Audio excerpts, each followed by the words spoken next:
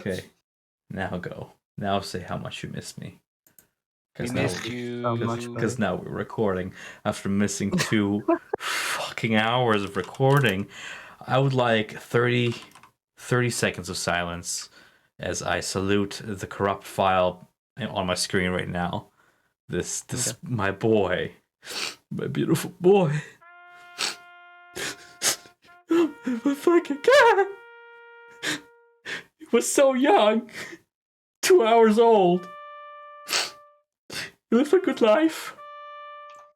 All the way from the record button, all the way to that stupid moment when everything was lost in the power loss of 2020. May he rest in peace.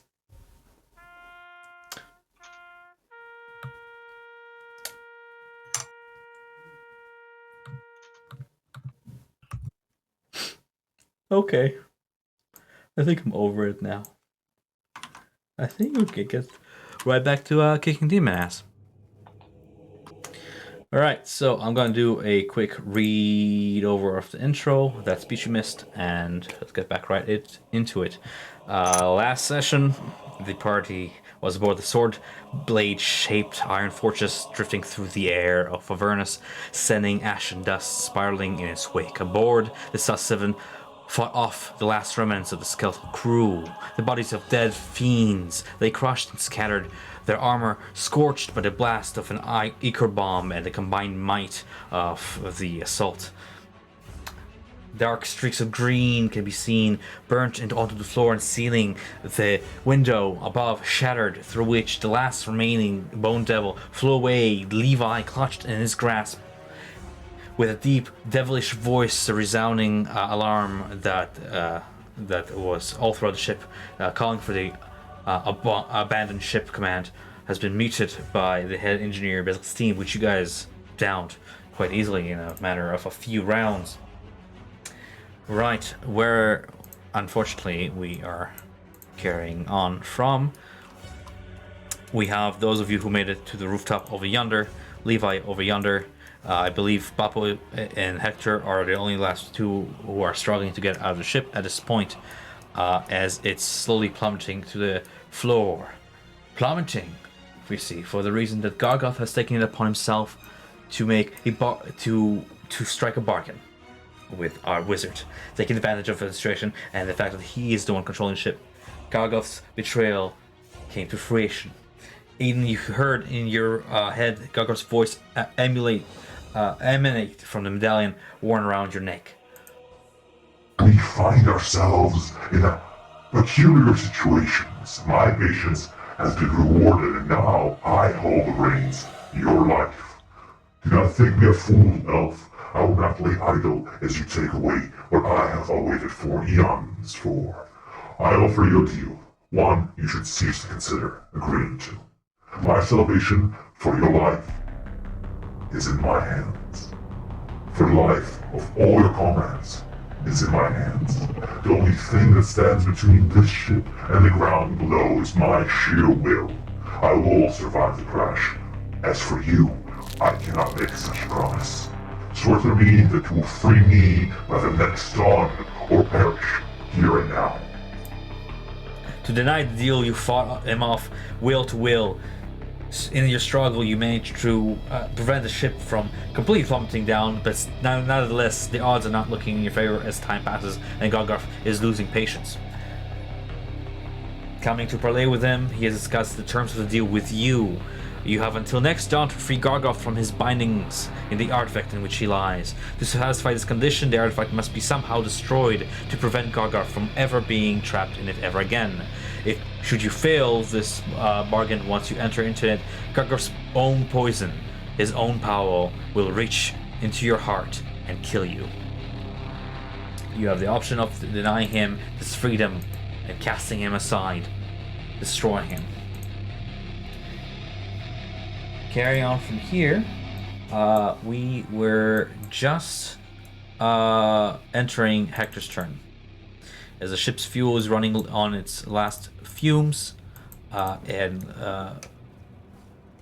Our almost called him warlock. Our necromancer is struggling to keep airborne. Hector, it is your turn. Hello, friends. Welcome back to the stream. I'd like to attempt another medicine check. Get out of here with whatever that is. I will not. And Oh no. that Second doesn't look sleeper. too good. Yeah, I'll describe it after Hector's turn.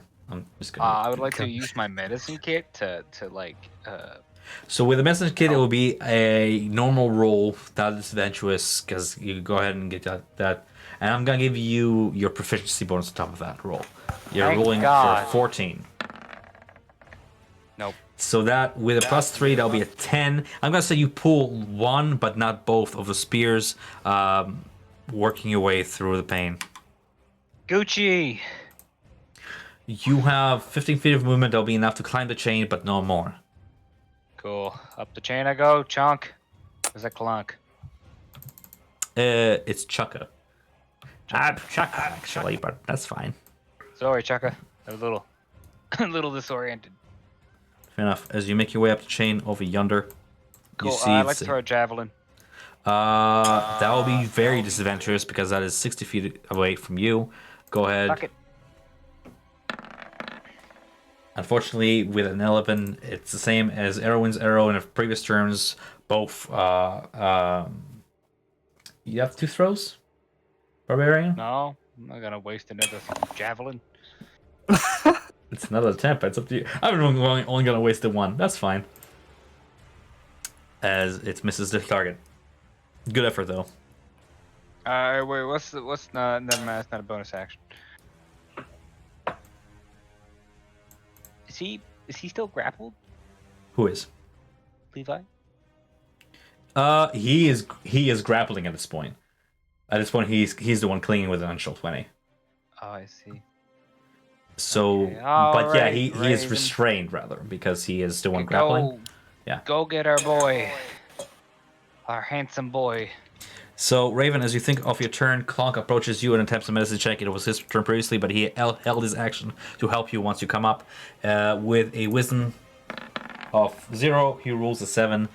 You both struggle to get that spear out. Raven, go ahead with your turn.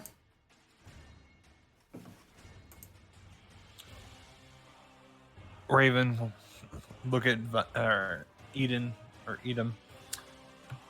Kind of tap on his shoulder. We'll a little struggle bit. with that till the end of days. I'm just gonna call you E. Let's just say that. Oh Yeah. no. Oh no. Taps E on the shoulder. Let me know when you're gonna blast it. That's And what she Raven said. just books it. Tap me on the shoulder twice when you're gonna blast it. No, just let me know is what I said. Alright. Okay, so I'm gonna use bonus action to just stir. I think. How far was that? So that was 30 How long here. is- And you Okay. can go double that if you wish. As a bonus action? If you bonus action dash, Yeah. you can go an extra 30. Up to here. Mind you, at this point, you'll be sliding down a slant to the the very point of the ship. How far is Levi from that? He's about 5 feet above the ship, within reach of a strike, but he's airborne.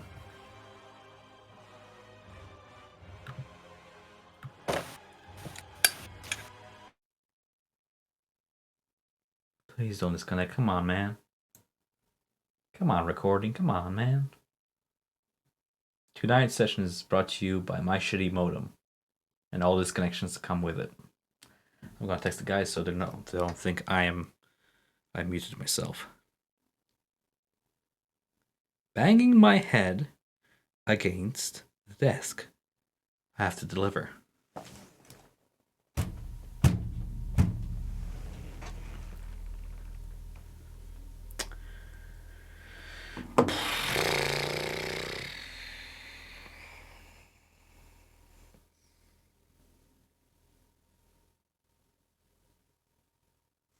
I could connect via my phone.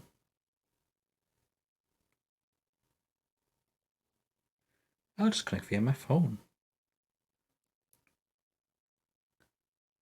So here's the thing.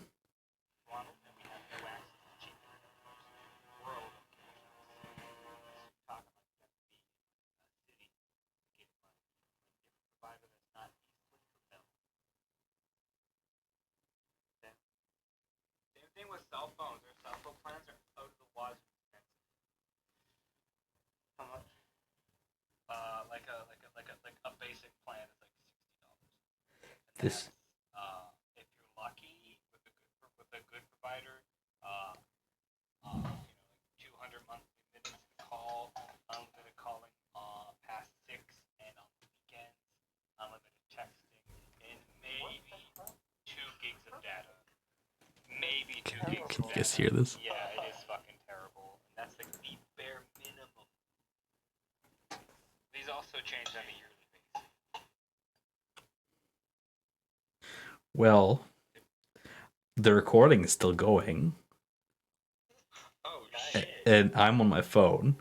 I don't have I have Roll20 open-ish frozen, but we can just keep going. I just won't be able to roll for enemies. But that's fine because I know the enemies' things by heart. I like too. I have it open. I just won't be able to roll it on the screen. This really sucks, guys. I'm sorry about this, but we can just keep going, man. I want to get done with this heist. Yeah, me too. Me too, man. We're not even crawling because of us. We're crawling because of my shitty internet today. That being said, sorry, Raven, I cut off right as you were sliding down the very tip of this ship. Yeah. Try to eat rope. If I had To who? guess, that thing shoots lightning. Yep. Hector, let's keep things relevant to best turn. I'm already on my phone. It's kind of hard to follow, so let's let Raven finish her turn, and then on your turn you can shoot ideas, okay? I'm trying to follow like 1% of the time here. So you have 50-foot rope. Go ahead and roll me a good athletics check to see how far you can throw this rope. Hit a 12 or above, and 17. Sweet. So that reaches really by. He grasps it. Firmly grasp it. He firmly grasps it. And you do what with the rope? Try to pull him toward me, or try to go near him. One of the two. We'll choose one. Oh, I'm gonna climb on the rope. Oh, Fuck it. Oh, I'm back. Oh, we have Big Tom. Yeah. But watch, it's gonna cut off again. Alright, yeah, you throw it to him, he firmly grasps it. I see you just rule at 17. My internet is like coughing up all those dice rolls now. That's good. Oh, it's good to be back. Alright, so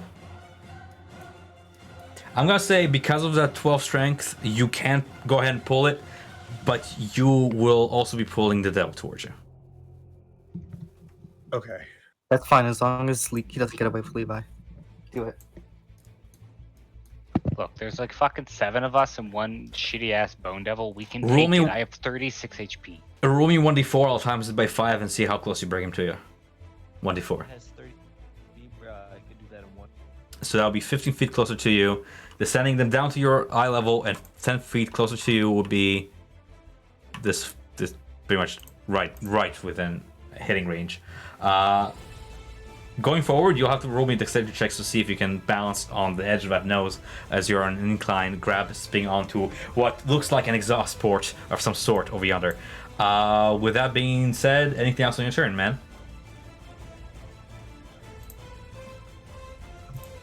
Going And once. this is what we finna do. Okay. Blasted at the thingy. That would be just 7. No, No, Levi's right next to him. that'll be the full 19. Oh. Oh shit.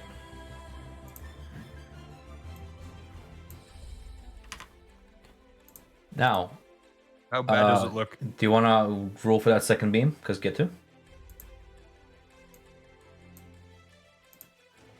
Okay. Go ahead and roll the damage again.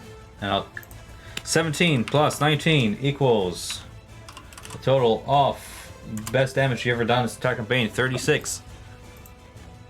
Quick math. 58. Fair. Sweet. Alright. How bad does it look? So bad it's gonna roll me a good dexterity save, just like a handling save to see if it can even hold on to Levi. It cannot. Levi lets go of the grip and lands right next to you, holding onto that rope with one hand. The other he was holding on to Lulu. The devil frees himself and begins to fly upwards. The DC right now is 15 for that wisdom check against Gargoth, unless you wish to comply with him. Otherwise, go ahead and roll that check to see if you are able to maintain the ship afloat. How much do we fall if I fail this check? It feels like you're falling about 200 feet every time. And we're 350 feet in the air right now. Correct. Alright. Gargoth, you fucking bastard. Let's go. Fuck you, Gargoth. Also, why not just say yes to Gargoth? Just bargain for more time It is than a day. your turn. What do you wish to do with the 400 feet of air? Unless you wish to go down some more, like last turn. How far can I move it? 50 feet at a time. It seems like your will. I can move it 50 feet per turn? 50. Oh, no. 50. You're Damn. entering the will of Gargoth, trying to fuse with him and manipulate his own, like, to fight his will against it, so. He says down, you say up. You double down. You're trying to psych him out.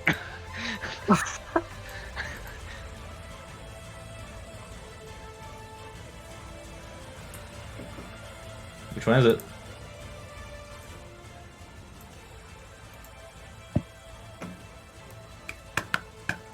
Man, don't go silent, have much because then I'm panicking. I'm thinking my connection is disrupted again. I'm sorry. I'm just like, shit, we don't have an option because we need someone to drive the ship. It's like... Wait, we can... You Can had this an guy drive option. You had two options. You killed both of them. Can this guy drive the ship? Which is this guy? The one that Raven's pulling in. You would imagine you'll be able to somehow take over, yeah. He's a member of the greater crew. The navigating crew was. Can you get creative here? Make it happen? Hey, Varen, take the big pointy metal stick I got off the big guy. Here you go. Tell him he's your bitch now. Sure, I'll take the big stick and I'll walk over towards this guy. Chad. And He goes, "You're approaching me. He, You're like- actually approaching me." Viren slams the butt of the trident on the hull of the ship, and he casts command on the bone devil and tells him to come towards him. So it has to be one word command. Submit. I'm pretty sure there's a word for this. Let me just double check the spell. Go ahead and go for the dictionary. Approach. Okay, so it's a wisdom save on him against your save DC. Yep. He fails. He fails. He approaches at his full speed, and now that he's unrestrained by Levi, he can go ahead, and I believe his flight speed is a good 60 unrestrained. So, yeah, Now, 40. I'm gonna get really creative with you, Tom. Okay? Aye, Ready for this? I'm ready. I have the Nessus Ruby infused in my arcane focus, so he doesn't really actually know that I like forced him to approach me. He would just feel as if he wanted to approach me. So now, with using those feelings of like him thinking that he genuinely wanted to listen to me, could I like convince him to ally with us? You felt a surge of Gargoth through your body before. Using this crystal and the command it imposes on devils, you have never felt this power that rivals Gargoth. This power that hails from Nasus, the 9th layer of hell, the layer of Asmodeus himself. Go ahead and roll me persuasion with advantage, and you're beating a 15.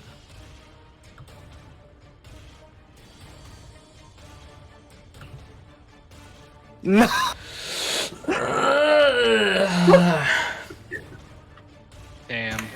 Advantage is useless. Nonetheless, the devil approaches close. He almost completes the entire bow and then stops himself, shaking it off slowly. You can see the charm of the spell beginning to dissipate, and yet there's still time. For you have bought yourself time with that rule of wisdom against Gargoth. That's true. Chuck and Clock are just looking at you like, time to bail! I raised the ship up. I raise it up. So we're now at 400 feet. 400. Okay. As the ship rises back up, and you see the devil who was airborne. As the ship rises, his feet touch the ground, and he goes prone as it smacks him onto the ground and rises beneath his feet and 50 feet up in the air, knocking him out of the air and onto his knees. Anything else on the turn before we try and communicate with Bappo here? I don't know if he's around. I'm here. Awesome. So Bappo, you're still in the bowels of the ship. Do you wish to get out, or do you wish to do anything beforehand? I want to get with the group, so wherever the group went. Okay, so climbing up, go ahead and roll me an athletics check, and if you get 12 or above, you won't lose any movement speed climbing up the chain as Chuck assists you up. 18 does that. You have 15 feet more movement as you move above to the roof of the ship. Got you. Also, I love how you guys are walking across the glass of the window, even though it's like broken. Oh, that's broken. Yeah, it's I'm sorry. The non-broken Rosska part, just Tom. bashed through it. I'm gonna take Steely Wait, Shooty Bappo, no, shot. Bappo, no, please don't kill him. Don't Steely Shooty. Yes, don't steal. Bappo, I Try do to- believe we have a battle of the wills going on. Just out of the hatch of the ship, just pistol out, aiming. I'm gonna check him up. Kablamo! No! Kablamo! I see a deado. So don't shoot. Got you. Okay. Just go and try to assist Levi and Raven. For now. I Okay. think they're about to fall. Do I have? They're about to fall. Yeah, they're like at the edge of the ship. 50, 45. What do you guys need help with? If Raven's falling, don't help her. Okay. That's so mean. Hector, roll perception check. Oh. Yeah, coming up. Perception at disadvantage. Don't worry about That it. is 11. Okay, well, I'm gonna step over here and see if I can help these guys. Hey, Are you gonna use the dash action, I'm guessing? You move all the way over there? Yeah, I think I have to. Alright, cool. So 10, 20, 30, you'll be moving just about here. Okay. If you dash over there to their aid, you get within range of the guy. You spare him, I'm assuming. Yeah, I'm not gonna hit him if he told me not to. Eden, I'm gonna say this. If you explain to him the situation, he probably wants to live too. Erwind, are you Yeah. still with us? yes. Sweet. What's up? Oh yeah. Do you know where you're at? I'm on the roof. Yeah. I'll send you a screenshot of what's going on here. But essentially, yes, you're still on the roof as the devil is across from you across the window. If my internet does not crash while I'm uploading this file to you, that'll be splendid. Or I could just screen share and he could watch it. He doesn't have internet for that. Go ahead. Oh. And I'm afraid I don't either.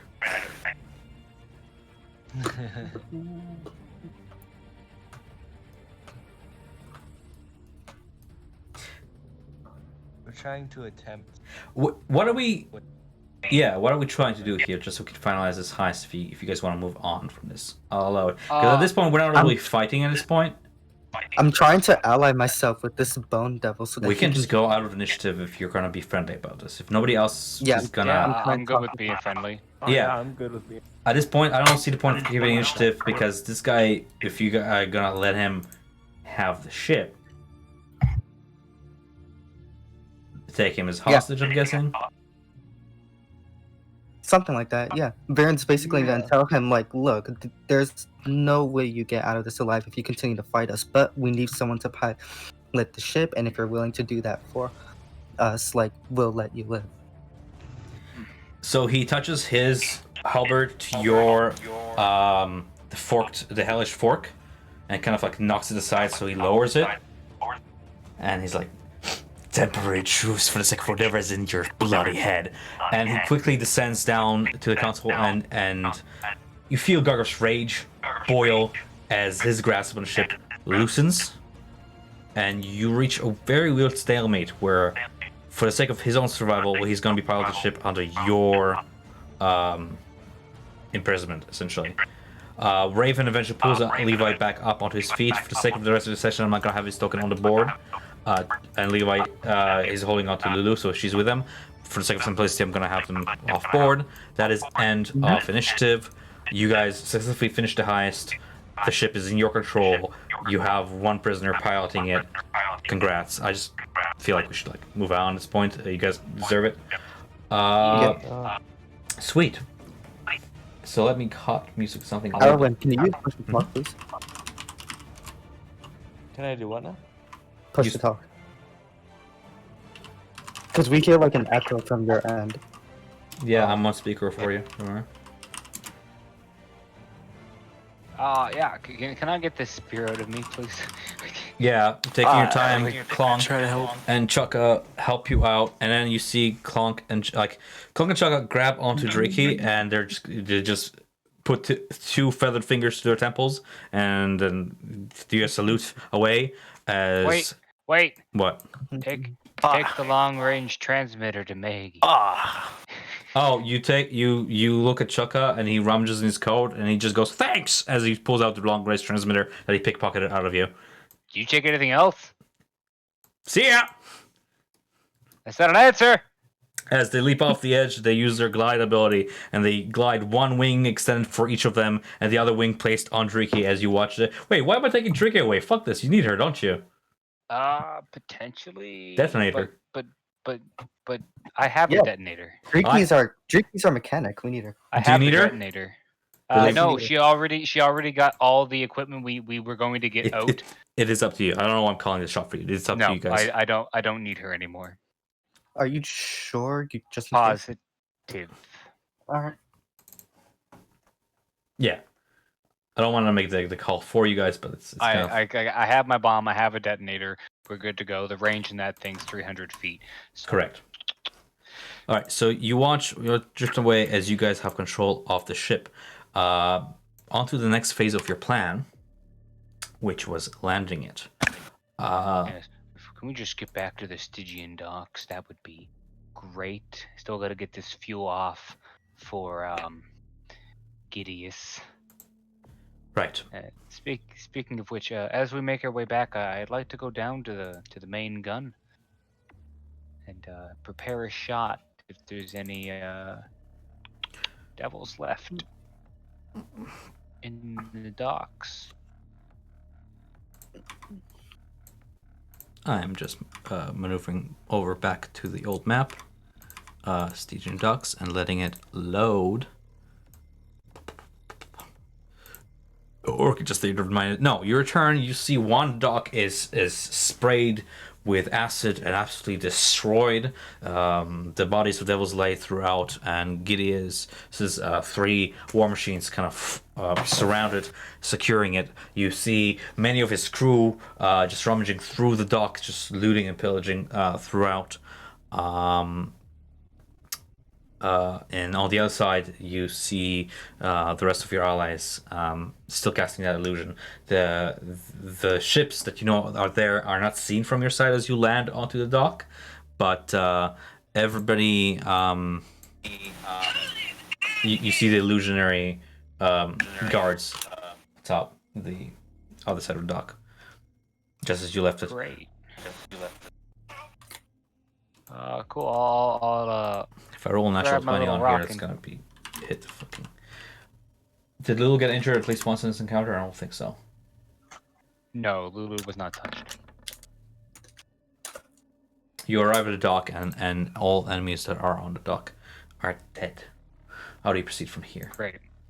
I tell Gideus to come grab his due. In due time, for the next hour, Gideon's various crew members board the ship. You meet your captain for the first time in what seems a long, long while. The captain, a fellow Illithid with one eye patch across his left eye and a high-collared vest shielding his neck, guides his crew. One of them, an orc, green-skinned with goggles shielding his face and long, dreaded hair. The other one, a goblin of minute stature. The third, a Draga dwarf, dark dwarf from the depths. They take their due, loading the Gideus' ship of all but a few refined ichor drums to make sure that the chain reaction of your trap does go off. Nice going, laddie, says your captain. Proud of you. Thought you were gone there for a second on the horizon as you were dropping on plummeting onto the river. I thought we were gonna lose you. I did too, especially with this hole in my gut. We had a bit of a disagreement with our local devil. But we got that under control. If you need us to patch it right up, we can, but our supplies are low. No, I think we're good. Just glad you got what you rode. Fair. If you wish to exchange anything else with him, you may. He got what he wanted for, what he came here for. Having received his payment, he doesn't wish to stick around. He's very eager to fence off these stolen goods at Mahadi's Emporium, where he intends to remain in hiding for this neutral zone away from Zariel's wrath, should if she ever find out he was involved in this. Cool. That's done. Maggie shit's done. I'd like to take Rosska's body down to Ash. And offer to help. It's going to take in a resurrection. It's going to take a combined might of yourself and a few of Gideus's crew, as well as maybe a few of your party members. But in time, you do drag the body down to... Jesus fucking Christ, I'm going to go ahead and mute you unless you wish to do push to talk. You do take the body down to Drumra and Ash and meet them at the southern dock. You see sadness present on Drumra's face as he takes her shields and mounts them one by one to either side of the war machine upon which they rode in here. He then takes her in his arms and lays her down aboard the infernal war machine. Her fire is snuffed out, and he's rekindling, for our kind knows no end to war. I must go to the birthplace of my people, so that she may rise to fight another day. I don't think it's just resurrection. I don't think they have any means of resurrection here, unless you have ideas. We could just take her back to Mahadi's and do whatever they did there when they resurrected Druma. But if he wishes to take them back to their birthplace, then by all means. That's another idea too. I didn't think about that, and he didn't either. Perhaps grief-stricken, he's still going through it all. But you haven't cleared it. Perhaps he will head there, follow in the flank of Gideus and his men, and see what the Dragon Priestess can do, for sure. But I'll take him out of this as he mounts his Infernal War Machine and makes his way toward the the Emporium. Yes. That is that. As far as Mad Maggie goes, you look onwards. Supposedly you were supposed to rendezvous, but the Black Tusk was following your ship too, and then it's just now pulling into the port with a Little One and a Mortlock aboard. You see the Black Tusk is slightly scorched in places, catches up to your location, navigated by Mortlock and Slobber Chops at its head, with Little One holding onto the side of the ship. As they were approaching, they were fighting pursuing Spine Devil one missile at a time, but at the last minute they just downed him. The Black Tusk is quickly joined by Matt and Maggie aboard, our scavenger, following them. And Ash, it seems like they were all following you to get to that rendezvous point, but now they're coming back.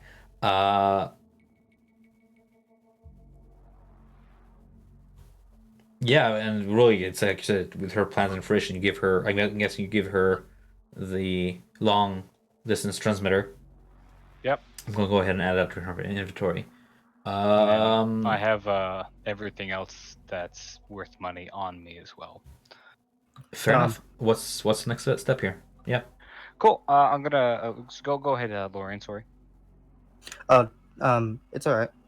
You can keep going if you want. No, please interject. Gives me a moment to make sure I am doing everything. All right, great, Tom. I'm very sorry, but so what's the name? So Aiden's gonna. Don't in apologize Inferno, unless you're leaving. I'm just happy you're asking questions. in Inferno, Aiden's gonna walk up to this bone devil, asking for his name. The navigator. Yeah. By the way, does anybody else like remain with him? Because I was just about to take off with the ship. We're still. Yeah, Aiden's here. Yeah, I didn't want to be an asshole. Yeah, cool. His name. I have a list of names, but it's underneath my 17 books. With Chy'gwa. So Aiden and Inferno's gonna say, so Chy'gwa, since you're gonna be along with us for now, I'll tell you, and like, you have no means of contacting Dario because you would have done so already if you could. I'm gonna just let you know like what's going on. Do insight check for me if you don't mind. Sure. Yeah, I mean, not to sound rude, but we have no need for him anymore now that the ship's landed again. So with a 13 check, when you say it's not like zero, what was I know what you said. I reacted to it, but like you said something along the lines of like it's not like Zero knows what we've done. You would have informed her already, something like that. Is that what you said? Yeah. I said you have no means of contacting Zario because if you did, you would have done so already. You see his glance quickly like shifted right and then back to you, and he glanced at the console. A message is flashed on the screen, like beacon sent, and you remember that the engineer hit the panic button. He said, "We are Legion." Yada yada yada, and he hit the panic button, and it's still blinking, sending out a beacon signal, transmitting the location. So the console shows that. What he doesn't realize is that you guys took out the transmitter. Right. So the signal has been sent, but sent to nobody. So as far as he thinks he has the upper hand. Right. So Aiden's gonna go on and say, so long story short, we're targeting a warlord with the ship. Once we're done, you don't have to get involved in the fight if you don't want to. Just letting you know. You probably don't want to be on the ship when we do so. You're free to just leave and do whatever you want afterwards. Am I supposed to appreciate that? Yeah, we're letting you live. You are supposed to appreciate that. Contemplate your words. You know, I suppose I should respect you just a little bit. After all, not any mortal can command a flying fortress. It takes the wheel of demons, devils. I misspoke. Oh god, I'm gonna get demoted. Zerial shows up. What you say, bitch? We talked about this. Just slaps him across the face. Oh, hey guys, what's up? Yeah.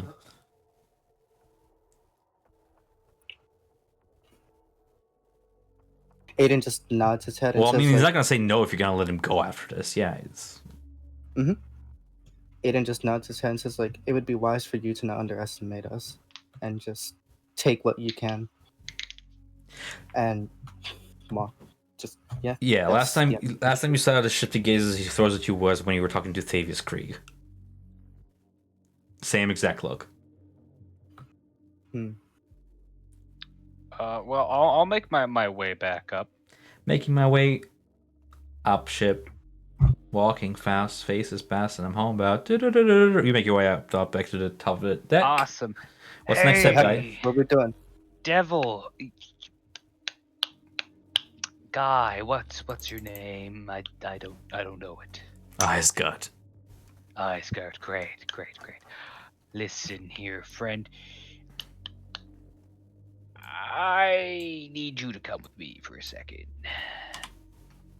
He pressed a few buttons on console, and you hear what would have been the clasping of the arms of the dock around the ship, but because they're broken, they just groan. Nonetheless, the ship itself settles into the dock and then just kind of hovers there as the bell apparatus that maintains it just lets out a louder hum, steadying it in place. He lets go of the consoles. It is now kind of hovering in place on almost like, not autopilot, but like auto park. And he follows you. Great. So, you're an engineer, right? Sure. Now let's just say I wanted to make this whole ship explode. How would we do that? He sneers. He just sneers at you. You're kidding, right? Do I look like a man that, kids? I point to the presumable possible hole that might still be in me. No, it's still there. It's not healing or anything. Yeah. Do I look like a kid? He's not gonna give you that information. He's not gonna give you information on how to sabotage his own ship. But didn't you like rig the ichor chamber? Like it's ready to go? That's true. That is ready to go. Do you guys have soul coins on this ship by chance? Literally they all got taken by Gideus. Fantastic. Great. And the pirates. So you could just go now. I want you out of here. I don't need you. He raises one eyebrow, gives a side glance to Eden real quick. Actually, hang on. Spreads out his wings. You stay until you hear an explosion. Sound good? Again, like raises an eyebrow. Doesn't really respond beyond the sneer of confusion. I mean, prisoner of war. It's last time you spoke to somebody like that was, let's say, Thavius Krieg. So exact same reactions, really. Anyway, I think everything's set up on my end, so We're not moving the ship anywhere. now we're gonna make it a nice big old juicy targo bueno right here. Okay. Yeah. Great. I'll tell Ash that we're all set, I guess. Maneuvering your way back to Ash, she conjures an arcane image to camouflage the black tusk and her war machines from sight, kind of extending the spell. Surprised you're staying at this location, but following your plan nonetheless, for after all, she can just dip at any moment. It's only a matter of time before a bitter breath catches the bait. Bitter breath seldom passes up an opportunity served on a silver platter. All that remains now is for us to wait. I trust you have the detonator underhand. Of course. I'll entrust the honors to you then. Let's see some fireworks. Yeah. So is everybody off the ship now? Yeah, we'll get off the ship. Okay, so How long would it take for Bitter Breath to get here? that's a matter of waiting at this point. I'm literally rolling for it. I'm wondering if we can short rest before he gets here. Well, short rest is only half an hour, so. I Would it guess we'll take have like to a find minimum out. of an hour? You wait. You wait an hour, two. In the meantime, Mad Maggie sets up a cauldron and a fire beneath and begins to make a very fetid soup made from the waters of River Styx and whatever meat you could find around. You suspect of the guards lying dead. Wait, Maybe is some that safe to eat? Hmm? Is that safe to eat? Soup? Sorry. I don't know why I gave her that voice. Yeah. Should be just fine. You see, the waters of the Styx lose their potency after an hour away from the river. Oh. Don't believe me? I'm just fine. Is that right, sister? And she turns to like one of her skulls, and she's holding the skull with one hand and moving the lower jaw with her thumb. That's right, sister. It's all safe, and they call you mad. See? Listen, I know what you're talking about, and if you don't believe me, 2 heads better than 1. Aiden will just nod his head with a smile and take a bowl of soup if they're offering. Sure. She serves at the party, and this will count as a short rest. You can go ahead and roll those hit die if you so wish.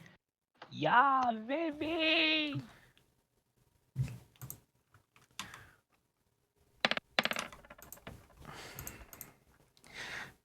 I love it how you just told him to yeah, just stay there. I'm like, I can take off with the ship at any moment. Realistically speaking, but after all that, 2 hours pass. After another hour, you see a demon grinder war machine crest the horizon, leaving a dust cloud in its wake. Soon, it closes in from the north, from where Gideus just was, and it's gonna like follows the tracks that he left behind toward the docks. It closes this in between itself and the grounded flying fortress. Mad Maggie begins to cast a scrying spell onto the remaining contents of a cauldron. Upon the liquid's frothy surface, an image fades into focus.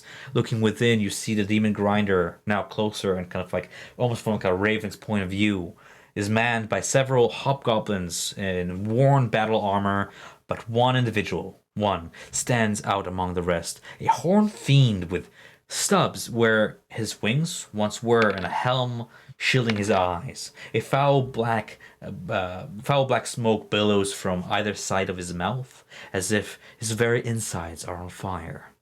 Unlike other horned devils you saw in Avernus, like the one he just slew, whose tall stature emanated might and intimidation, this wingless fiend is small, hunched over, and pathetic, reduced from its former glory. It is for the first time you see what happens when a demon gets demoted but doesn't quite complete the transformation back to the lower tier.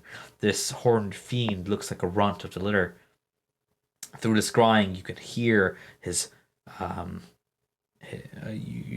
his voice fade in, and then Mackie respond. No, sorry, Ash say, and there he is, just like a moth to the flame. Mad Maggie spits on the ground. The war machine stops 100 feet short from the grounded fortress on the other side. And you see, like, either from where you're looking at or through the scrying, you can see half the crew within dismount, including Bitter Breath. Now, Bitter Breath looks like shit. Hand out Bitter Breath. Awesome. I can just copy and paste it onto the chat. Bitter Breath look like this, if anybody's curious. And you could hear his hissing, hoarse voice, very high-pitched. What did I tell you? Zneth is good on his word. There she is, ripe for the taking. A stern-voiced, jaded hobgoblin in a heavy set of red plate armor and a graying beard crosses his arms and shakes his head from the helm of the ship in which they arrived. I don't know about this. Seems all too convenient. Where's the crew? What are these acid marks? But he is cut off by Bitter Breath, who simply cackles himself. I thought your kind were brave warriors, but here you are, quivering in your boots. Fine then, I'll take the lead. Someone has to.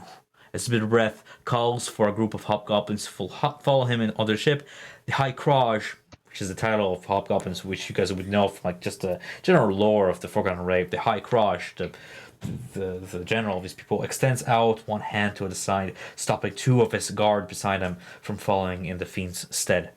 Bitter Breath and half a dozen hobgoblin soldiers head toward the ship on the other side, across the dock bridge, kind of surrounding it. You guys are shielded by Ash's illusion. He doesn't seem to notice you at all. To him, this is just an empty dock. As he maneuvers his men, the hobgoblins, onto the ship, they take out climbing gear and begin to steadily hook themselves and ascend up the ship's hull toward the crew entrance. Bitter Breath, in turn, this flightless rat that he is, just simply utilizes his claws to climb. Does anybody want to do anything while I don't want to monologue if you guys want to do anything, or you just kind of lying here in wait and ambush about 300 feet away? I'm waiting for the perfect moment to detonate this place. Sweet, that's what I figured. Just cut me off if you want to stop me at any time. Through scrying, you keep looking at this. You get a front seat witnessing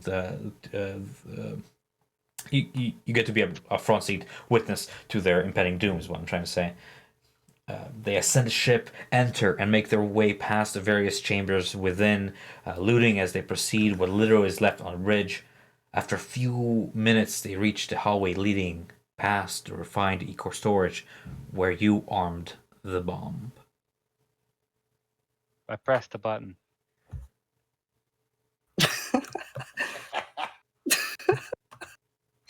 I love how simple that sounded.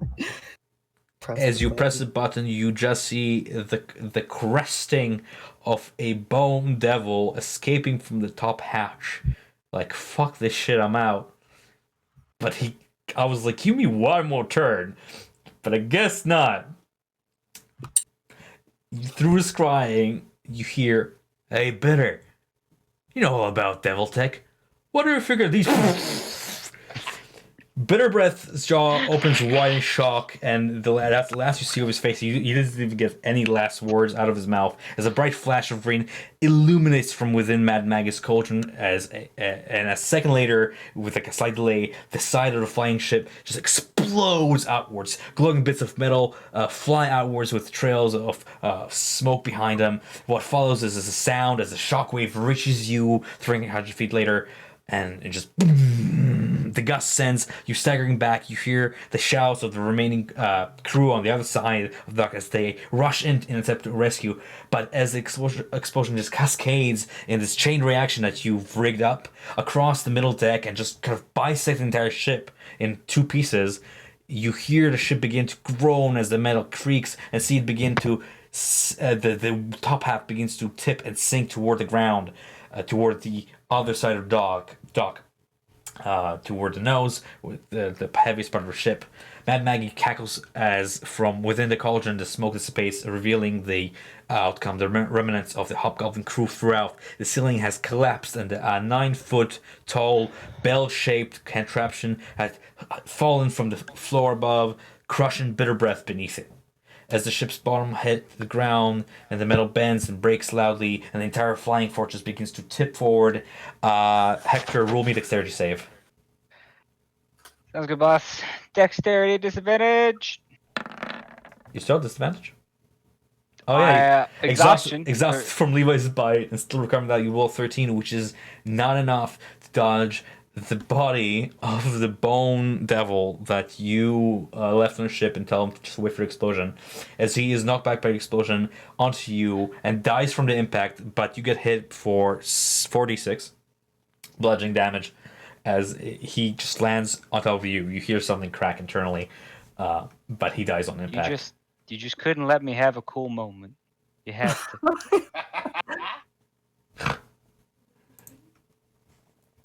Hear Aiden on the side laughing at the entire damage. The entire flying fortress begins to tip forward on the other side of the dock. In a panic, the remaining crew runs to their war machine and revs up the engine. Chy'gwa and his surviving men, the two, the crew that survived and the two bodyguards he had beside him, begin to drive away, narrowly escaping being crushed beneath the falling ship, Prometheus style. They just drive in a straight line. As they, like, if there was a north, they begin driving north. At this point, I have to ask, are you guys pursuing, or are you guys just letting him get away? That's fine, too. I don't Pursuing give a shit. I mean, we killed the... You killed the leader. Bitter Breath looks like, yeah. They do matter? With a final crash, the ship impacts onto the ground, breaking into several pieces on the other side. The sole engine within explodes in a mushroom cloud. Thousands of wisps of light fly outwards like fireworks, and you see a few of them hit the the shielding in front of where you guys stand, and if it weren't for it, it would hit you. But like 1,000 sparks to hit, and they bounce off of it. Some of them landing back in the river Styx, unfortunately. Some of them ascending to the sky, escaping Avernus. So close. Thousands of Vizalette fly outwards like a firework shower as the souls within the engine escape their confines. This is the part where I am rolling damage for Bitter Breath because he is still alive. Oh, what? Devils are immune to fire. Damage, but Fire not bludgeoning damage. and necrotic, which is why the engine is there. Are you gonna roll it? Oh my god, that. He takes 79 damage cumulative. His health. I'll deal with it later. You guys don't know anyways. Aside from what you scry, as the second explosion takes the scrying spell out of focus, he loses focus of it. Phase 7, get away. I'm like, Mortlock and Little One just kind of inch the ship 1 inch closer, and then they go beep beep, because you have a horn on your ship apparently. Oh, we got a sound system. I wouldn't be surprised if I had a horn.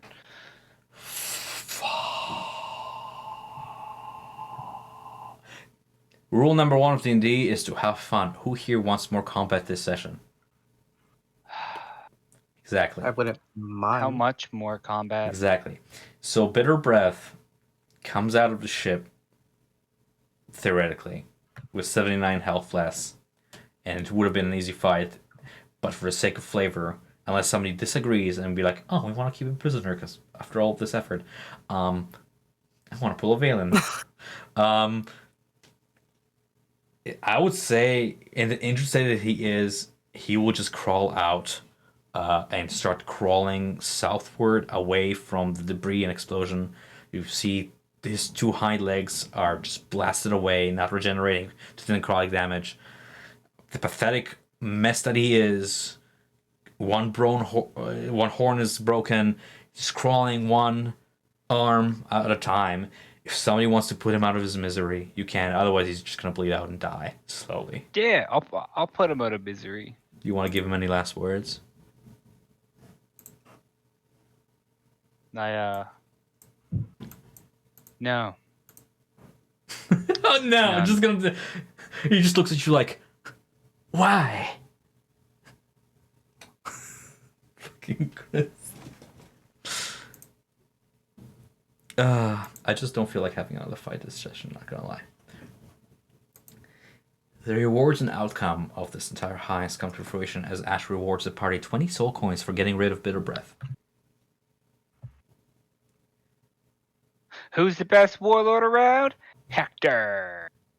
You're gonna declare yourself a warlord now? I might as well be a semi-independent warlord. Semi-independent. I'm like a general, you know? Ash says, the High Crush has suffered a great defeat by an unseen enemy this day. Paranoid as he is, he will be on the lookout for bodies to replace the ones he lost today.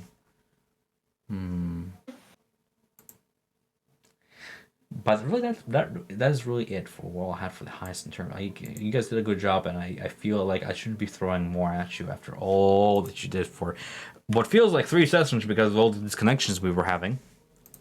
So, fuck this map. It's taking so much RAM to load it. Yeah. By the way, can you throw up the list of valuables I can that throw was up. on the ship? I could never find the handout for. No, not that I'm one. on it. The heist. Okay.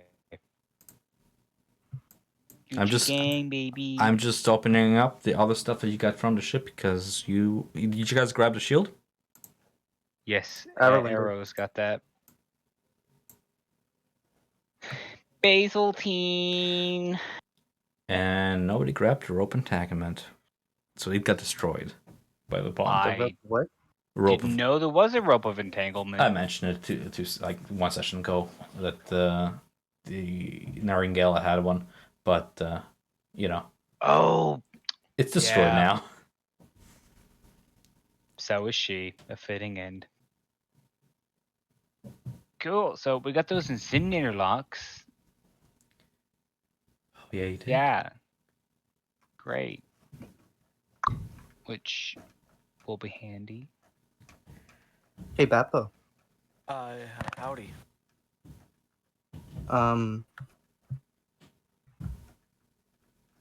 You don't have a magic weapon, right? You've just been using your Pinor slapper the entire time. I don't have the Pinor Slapper anymore. I have the Great Loot. The Great Loot. Is that a magic Yes. weapon? I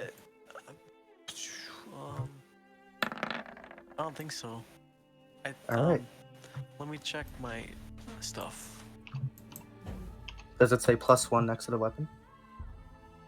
Or like plus anything? No. I love it how Hector was like, I don't want to destroy a ship. I don't want to crash it. We're gonna rig it to blow up instead. I'm like, you changed nothing. Like, vandalize the shit out of it. Yeah, Here. Battle Axe, Guitar of Continual Flame. Yeah, well, here. Aiden will walk up to you and hand you the pitchfork that he took from the... From Does the that do more damage though? It's a magic weapon. It does... Ooh, 1d6. poor small creatures. It's a trident. I don't know how much damage tridents normally do, but it does an extra 1d6 fire damage when you hit with it, and you can use like your bonus action to make it disappear and reappear. If you throw it and then use your bonus action to make it disappear, it'll like cause fire damage to anyone within range. That's cool. 5 feet of range. Tridents deal It's a 1d6 base really damage, good weapon. piercing, Yeah. and it's a thrown versatile weapon. The range of throwing it is 20 feet or 60 with disadvantage. This is a large weapon that weighs twice as much as a noble trident. Very impressive. You want to use it? It's not its damage that makes it amazing, so much as it's the word of recall. Yeah, the Word of Recall is a really cool ability. I wish I could...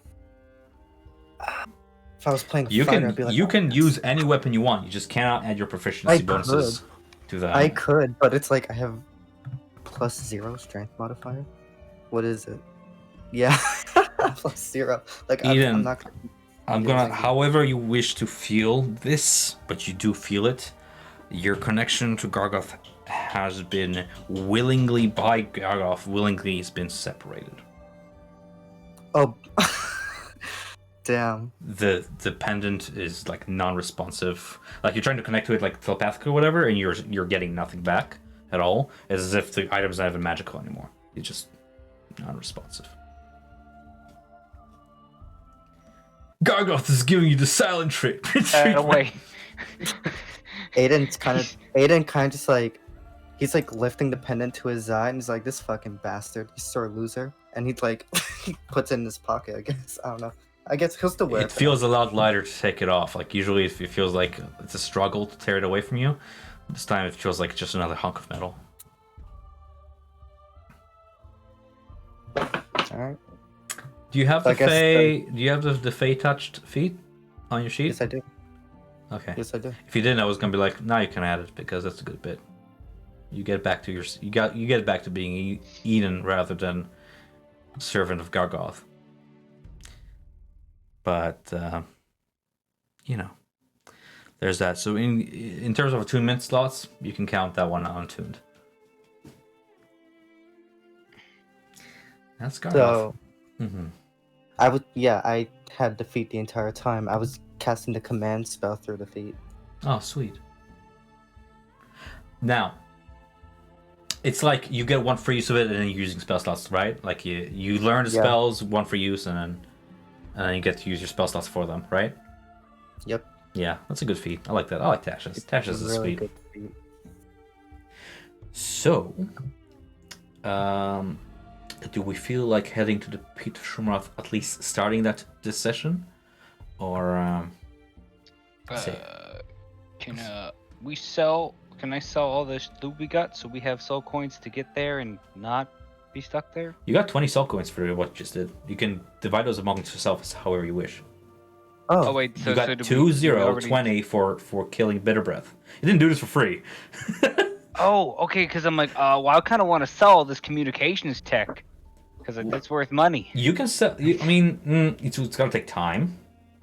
Which you have now because you didn't give in and get poisoned by Gargoth and die within a day. So I guess you have time now. So we got 20 to share. Yeah, she just hands you over like a flesh sack of 20 silk coins. Quick maths, friends. How do we devise that? How many of us are there? 1, 2. There were currently 4 of us. There's 4 of us. We each get 5. Wait, no, Everwin. Where did Everwin go? He's not here. He gets none.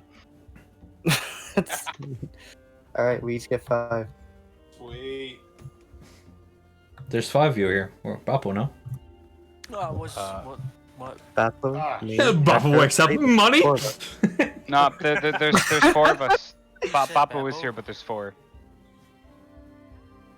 Yeah, I counted 4 of us, and I was like, Oh, wait, I'm Everwin's counting missing. myself. Like, Give me when some did silk you- coins. I deserve it after all the bullshit you put me through. That was a good heist. I like that. To say it went the way I expected would be a lie, but that was, I don't know about you guys, but I had fun. That was a good homebrew bit. I didn't know what to expect at all going into this. The parts I understood was fun. Well, I mean, you were not here for like 3/4 of it, so I don't blame you for not understanding it. But going forward, there's gonna be cool bits. Most of it, I was quiet.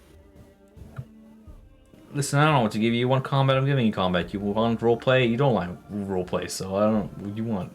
Puzzles? Oh, Bappo, what was in that memory, by the way? Okay.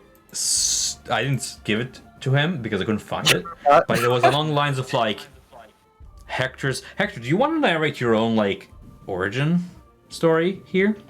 Like give it to Bappo?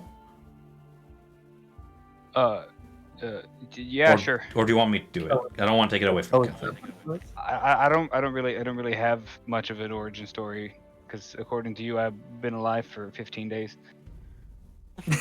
So what was in? I'll tell you what was in the vial, and you can tell me yes or no if you want to narrate this. What was in the vial is pretty much moments before the morphosis, like absolutely, like the transformation took over, and you became the Elith that you are today. So whatever Bappo saw was the person you were before transformation. I would say like a minute before, experiencing that transformation as gross as it was, and being welcomed by your new brothers. How gross is that by just from 1 to 10? 9. No, Yeah. 1 why I point didn't off want because to it's somebody's drink fetish. 9 points because it's really gross. It's We're, somebody's fetish. we're talking like your 5 fingers fuse to like 3. Your nails peel off and you have tentacles. Your entire bone structure's rearranged. And Your dissolved skull and is rearranged. Your eyes bulge out and become different. Your hair falls out. Your teeth God. shatter out of your mouth as tentacles Yeah, push just them watch out. the Baldur's Gate 3 I had teaser a trailer. I entered a write up for it, but unfortunately I lost it. And looking for it now, it's gonna take me like a good 10 minutes. But essentially, It was totally- why I had Bappo be like, "Oh, that's gonna like shake you up," because like you got to witness like that from first person perspective, so you get to feel the tentacles like writhing up your throat and pushing your teeth out. You get to feel your hair falling out. You got to feel whatever was wriggling behind your eye work its way through the canals into your brain and take over, and then you got to feel the transformation as you then got to feel yourself become lighter, levitating almost, and being welcomed by these strange creatures, walking through a door that seems to be operating some kind of organic matter that unsheaths itself in a almost like a ladybug, unsheathing her wings and spreading them out. The door operates the same way, and these floating figures, alien to you, float out and welcome you without ever moving lips? Question mark. Mouths. And then the memory card fades. Essentially, I asked Hunter, what memory do you want to encode into this mucus? And he was like, my origin, my birth. And I was like, okay, what's gross? See, like, I was Oh, fully God. expecting it to be like really gross. That's why I didn't drink. So in terms of like lore toward mind flayers, you will have like a little bit of advantage when it comes to like if you're ever curious toward like what Hector is, or like what you've witnessed more than the average person. So I'll let you like add your proficiency to like history checks or whatever intelligence that checks. I don't know if it ever comes back, but like now it's relevant.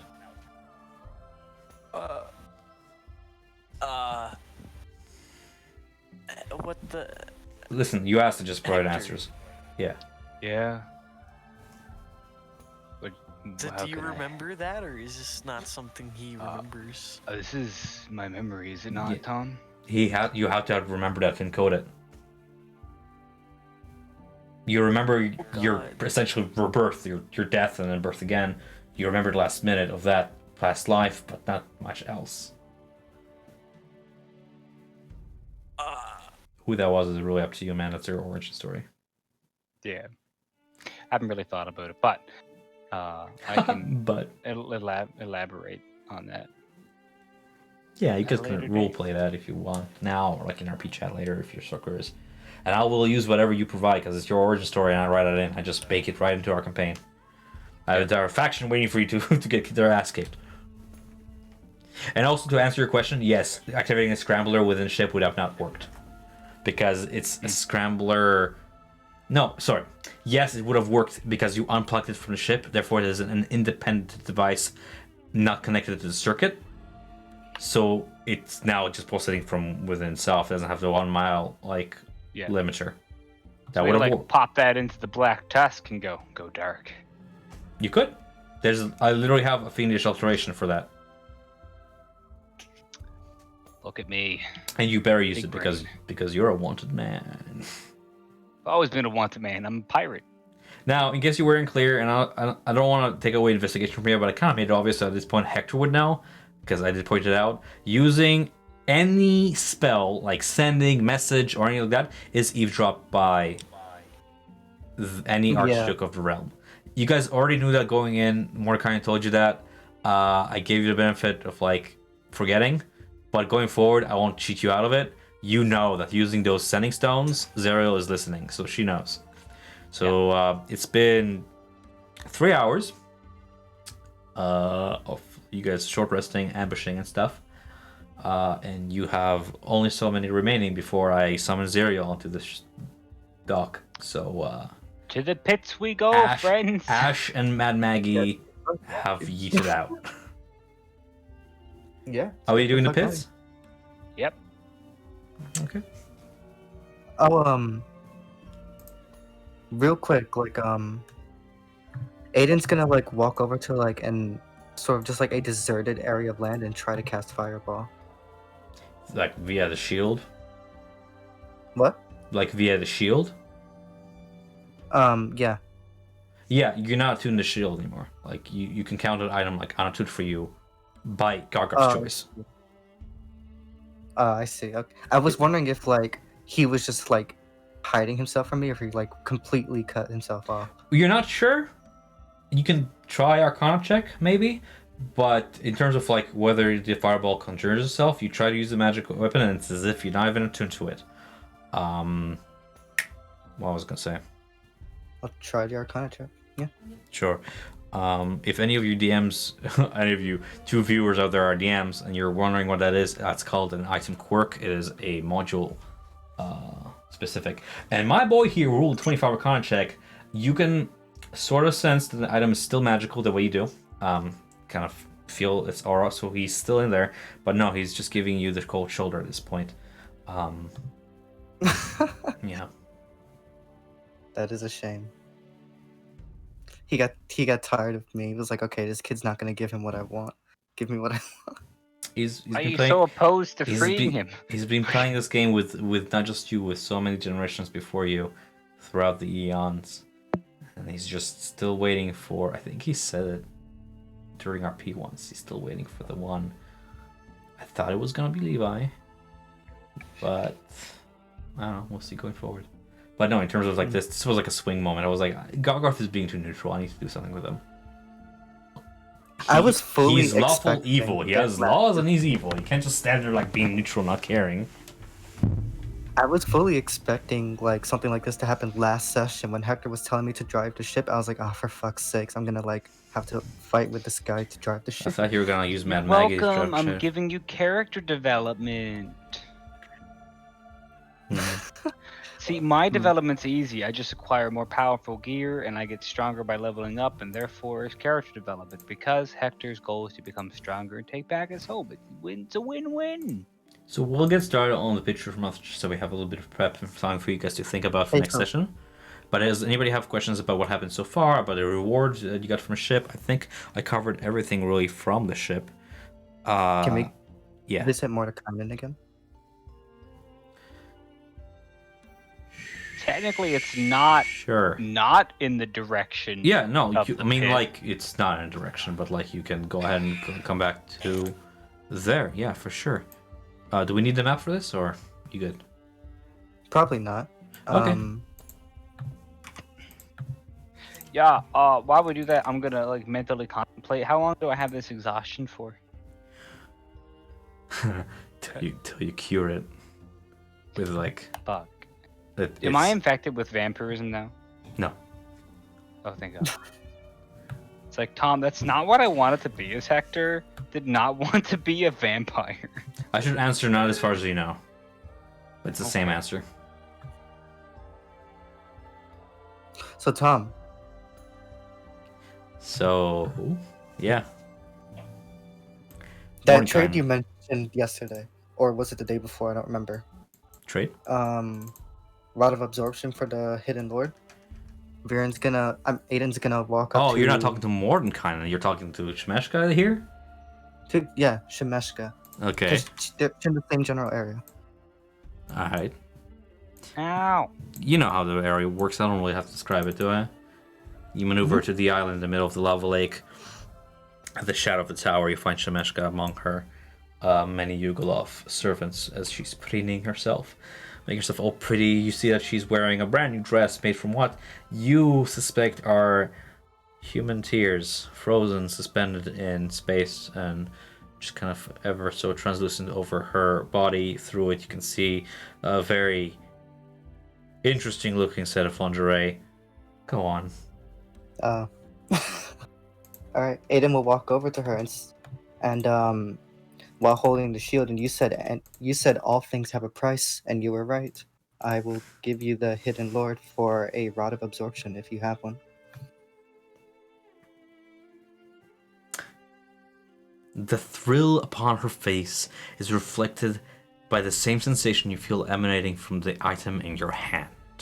As you do this exchange, you can't help but feel of have you done the right choice. The feeling quickly subsides as she conjures from her own paws a perfect quality item of Hades, a rod of absorption. Do you need me to add that to your inventory? No, I got it. Like you got everything, all its properties and stuff? Yeah. Sweet. I'm gonna go ahead and make a handout for it after the session of yourself. Just remind me to. I'm gonna keep it open on the side.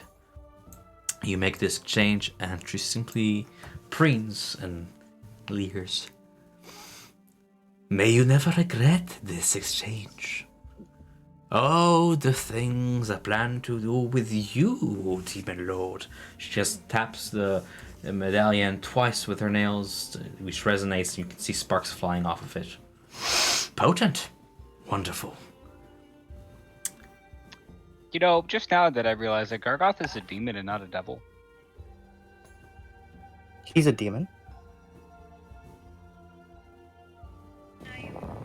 So, with that being said, Where the hell is this thing? I know it's not here on my. I'm looking at my character sheet for like the amulet of the Hidden Lord to remove it. Like I know it's here somewhere because I have a tracker for it. I love it how she was right all along. I always get what I want. One You way. said everything has a price, and you were right. Everything has a price, and I always get one. I found it. I'm really glad that you've made this decision. I'm gonna call off my assassins now. Oh, She snaps her fingers, and like you see two Nyakulovs appear inches from your neck with their like swords, like just inches from your jugular, and it's like, that could have been very unfortunate. mm-hmm. And Oh, just Aiden another has day for more- fucking the betrayer over here. Backstabbers, all of you. Alright. And Aiden will just walk away.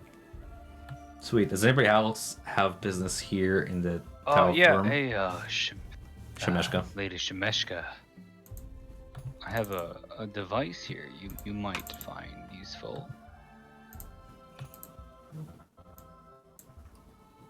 Which is? Are you gonna have them guess? Like, Well, I mean, they probably know, but I presented them a air-to-ground transmitting tower. curious. Wait, what? Why do I still have this? I could pay market price for this. I would imagine you want it in coins. Yes. Fair enough. What was the going price I gave for it? It's on the 5. 5? That's more than Yes. fair. She gives you 5 more silk coins for the air to Grunch Museum, but you have to remove it from your inventory. Already done, boss. If anybody is defense items, it's her. Awesome. Okay. Anybody else business here? Wait, is Maggie around or no? No. No, but in retroscape, because you didn't speak, I can have her. You can have business with her while she was still around. Because you had all these items this whole while, it's not like you were waiting for anything before the explosion.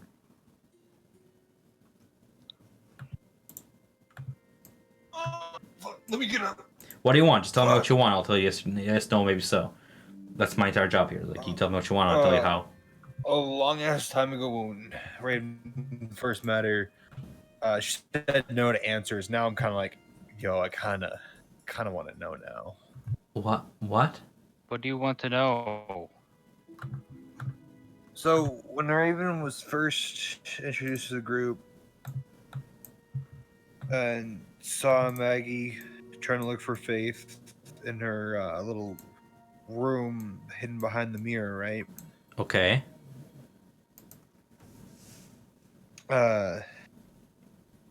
Raven said she was looking for answers. Maggie said she'd offer, and Raven's like, nah. You mean about your dad?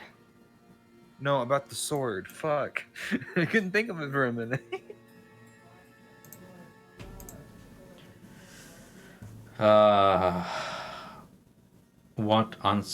Ask the question. Do me a favor. Just ask me a specific question, and if she knows, she'll be able to answer.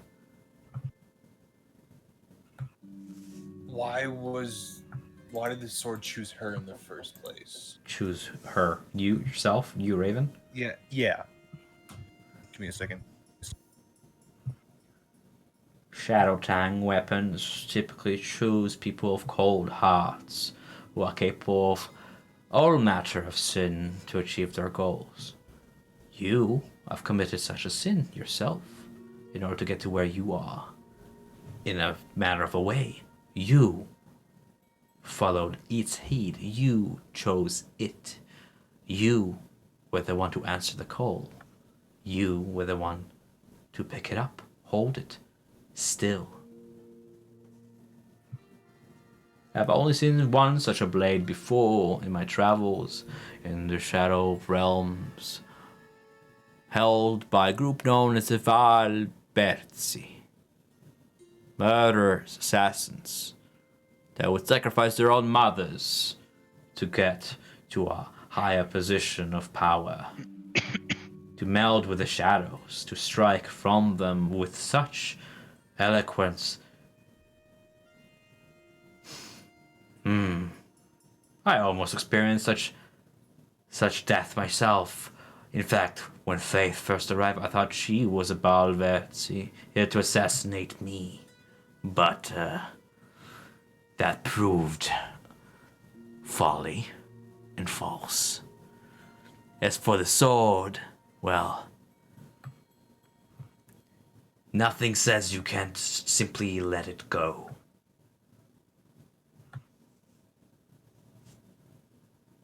Was he absent for the whole thing? Why would you ask me a question and just walk away from the keyboard? I don't understand this group sometimes. Wait, what? He's gone? No, Will, you're still here. No, I'm still here. Then why are you not replying, man? You're just... God damn it, Will. It's taking me a fucking minute right now because my sister is like... He's processing the information. In terms of like why it chose you who wrote your backstory chose it. You had it called to you, you picked it up, you killed Hammer. You got to Avernus to seek answers for your father. That was all your choice.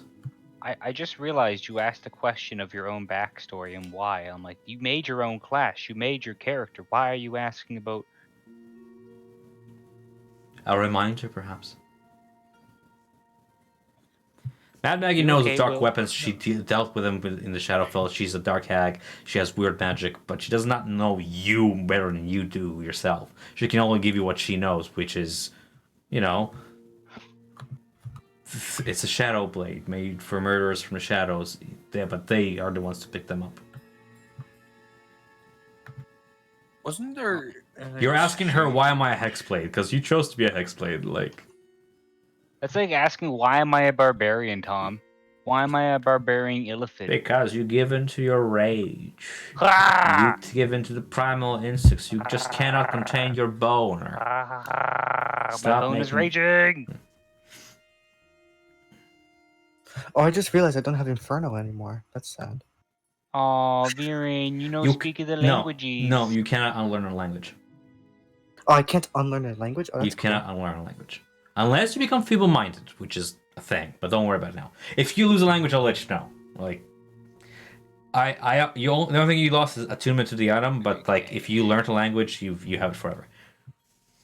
Okay. That's cool. Wait, no, fuck. Ugh, my brain hurts. If you have questions toward Matt, I keep calling him Gamma for some reason. If you have questions toward Matt Maggie, you can ask it in retrospect in RP chat, and I'll do my best to answer them. Are you stabbing Mad Maggie? No, I'm testing out the default mode of this rod.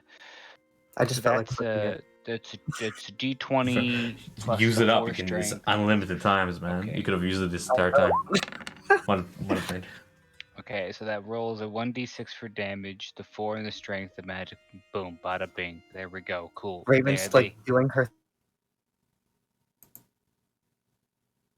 Well, man, I get it. If it's too late and you're just not functioning right now, you can always ask me, like, when it comes to you, 20. You know, in retrospect. Oh, wait, what's the secondary damage? Ooh. Of course, if my internet cuts out right now, I'm just gonna cut the session. Battle axe is like this. I don't know what you mean by that, like this. This. So that's one-handed, and that 10's two-handed. Because it rolls a d10. But it's the same thing of when you have a long sword, you can use it with one hand or two hands. Yeah, but you shouldn't have that in the same attack. You should have that, but like one attack to hit with two-handed. Yeah, if you add a plus inventory, it will be like that by default. I know, but change it, please, because that's... Yeah. I mean, I figured it out. I just had this. There should be a way for you to change it so that you only roll one of them. So like, no, that's not the problem. The problem is why is it by that by default? I don't know. Roll20 is weird in a lot of ways. Why don't I have maps for half this fucking module? You know, it's just weird. Anyways, I have sorted it out, friends. One last thing before I move on, because Will is, I don't know what Will is doing. Eden, I know you were like, Lauren, I know you were cutting in and out in the beginning of the session. Do you have any questions about what happened? Like you feel like you missed out before we kind of move on? Because if anybody, you're the one who like follows the plot the most. I understand. Garga basically broke up with me. It's okay. You broke up with him, but you have time to attune because you have an hour. I mean, I'm assuming. Hector, go ahead and deduct 1 soul coin from your inventory because traveling here took that much. 9 soul coins. Yeah. You took 10 yourself, you pig? No, I got 5 for selling the... Right, sorry. While holding this rod, you can use your reaction to absorb a spell that is targeting only you and not an area of effect. The absorbed spell effect is cancelled, and the spell's energy, not the spell itself, is stored to the rod. The energy has the same level as the spell when it is cast. The rod can absorb and store up to 50. So can you... Oh, Is Will going? Okay. Well, I guess we're Yeah. done. Well, I mean, We're- it's like 12 o'clock for Hunter. Yeah. I'm just reading over the item here because I think I know you're already adding the charges of it and stuff, right? You're managing your own sheet. Yeah. All right. The rod can absorb and store up to 50 levels of energy over the course of its existence. Once the rod is absorbed 50 levels of energy, it can absorb no more. If you're targeted by a spell that rod can't store, the rod has no effect on that spell. When you become attuned to the rod, you know how many levels of the energy, whatever, are already, how many levels it stores currently. If you are a spellcaster holding the rod, you can convert the energy stored into spell slots to cast spell levels you have prepared or no. You can create spell slots only of level equal or lower than your own spell slots up to a maximum of 5th level. You use the stored levels in place of your slots, but otherwise cast a spell as normal. For the example, you can use 3. Okay, I get it. This is the part where I was looking for. So roll me a 1d10, and that's how many levels of spell energy are already stored in it. 2. Okay. A rod that can no longer absorb spell energy has no energy remaining and is not magical. So really, you have to have 2 trackers. That's like how many you can still absorb and how many are currently absorbed, right? It has like a maximum of 40, right? Or was it 50? 50. 50, but like it can only store 50 throughout its life. So it has 48 remaining right now, but it's storing 2. Later on, when you absorb more, that 48 becomes lower. When that 50, 48, 47, whatever, becomes 0, the rod is just not magical anymore. I see. And that would matter for this campaign because we have a while to go. And I'm pretty sure you're going to use it all, knowing you. But that's a very rare item, which is an even trade for a legendary, which won't comply with you anymore. And we'll see if Gargoth comes back into this story. I'm pretty sure Gargoth's going to come back in the story. For fuck. If Gargoth comes back, I know I'm fucked. He hates me now. Be like, oh, hey guys, how's it going? Viren. Let's summarize today's session, shall we? You have sabotaged one of 3 ships the Zerial owns. It doesn't exist anymore, Tom. It's useless. Yeah, no, you sabotaged it. It's scraps. Obliterated. It's a part of a map now called Direct Fortress. I will literally mark it as Direct Fortress. It will be a thing now. Good job, Hector. Making Avernian history. You've got the locks for the incendiator. Can't wait to unlock that. Yeah, so that's up to you guys to decide what you want to do with those. You have shifted the balance of the war by giving the Arcana of Hegemony a nuke. You killed Bitter Breath, which is just taking out whatever. A semi-interesting character, but like honestly, at this point, I was like, I don't feel like doing more combat. NPCs. It's not like you guys were gonna be friendly with him, so I was like, he's dead. Yeah. Fun fact, Lauren. Hector is definitely not for totally fucking Zerial. Don't be quiet, Tom. Just because you will see. Hector doesn't like, you will see my Hector, face on the camera when you watch this video. Can't rob demons, so you know. Devils, you mean? No, demons. Demons are not as fun to rob as devils. Why? Zerial is a devil. No, I get his point. Why are demons not as fun to rob as devils? Because demons don't deal in soul coins per se. Fair enough. You're not wrong. Okay. Exactly. Also, I misspoke, and Gargoth is the devil. I just called him Demon Lord because I'm tired. But no, you're. Oh, okay. So you're not hallucinating. I'm not changing the plot here. I just misspoke. Because I was like, I think you called him a demon lord the entire time, though. Because he gives me that vibe, so I automatically go there mentally. But he's absolutely a fiend. You could call him a daemon. No, because that'd be Yogoloth. Oh right, those are different things in this. Oops. Yeah, Diamond. No. Man, oh man. Yeah, aren't we glad Hector didn't die, guys? So I didn't want to kill Levi without Trent being here because I would have tried to if he was here, Because nobody tried. He got grabbed up. Nobody cared. Like they're like, oh no, our I necromancer. mean, I was in a corner and could move 10 feet. The turd. Also, I rolled 5 on an encounter. If I rolled 10 or higher, I would have done something with Gideus being under attack. But whatever. Water under bridge. Honestly, we had could get. I kind of got what's called tilted with all these connections. So I was like, I had plans, but now I don't feel it. So whatever. Oh yeah, in terms of those disguises, how useful were they? Like There's development I actually wrote for that in my notes. Let me get out of this. I was gonna say it if you guys went to Pits of Shroomroth, but I'll just say it going forward. Due to the party's disguises, reports go out that a renegade troops have hijacked. You guys would hear it like gossip or like however news traveled around this land when you approach Tower Firm. Due to the party's disguise, reports go out that the renegade troops have hijacked a flying fortress, killing the skeleton crew within. A suspicion falls upon Princeps Kovic due to the uniforms you wore. Would we know? Now, I wonder if I'm pronouncing it correctly, because it's Princeps. Princeps is good. Princeps is leader in Latin, and how do you pronounce that? Princeps. Princeps. Can we just ask Maggie if she knows who that is? Yeah, you guys know who that is. It's let me go back to the handouts of Warlords of Avernus.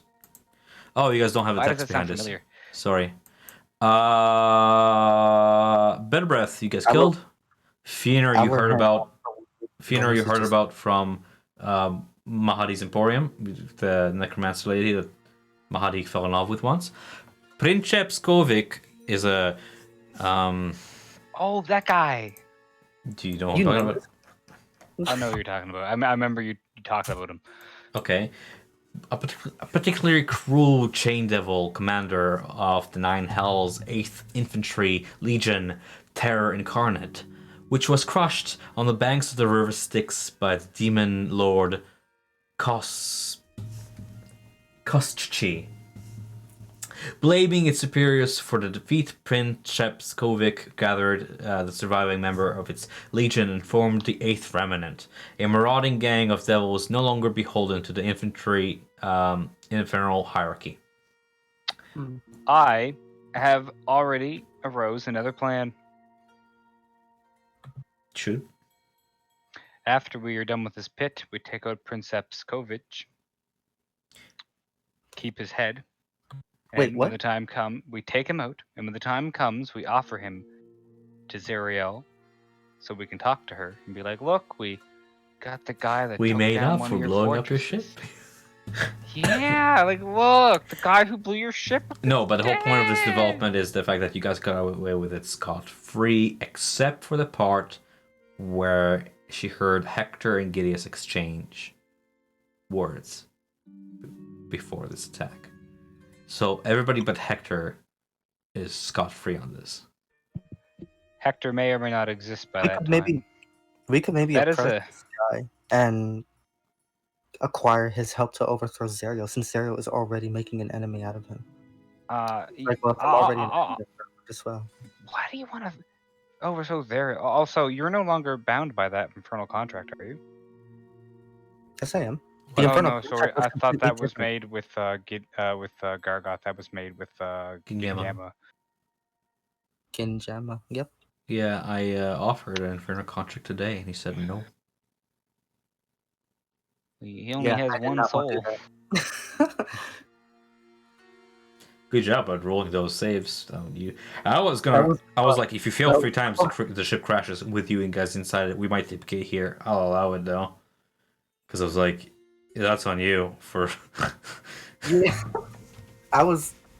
See, like my plan at first was that like if we land the ship, he can't crash it if it's like already underground. But then he told me I could only move it like 50 feet per turn. I was like, what the fuck are you talking about? If you land the ship directly on the ground, he can still tilt it down and crash it. He's gonna survive. He doesn't give a shit.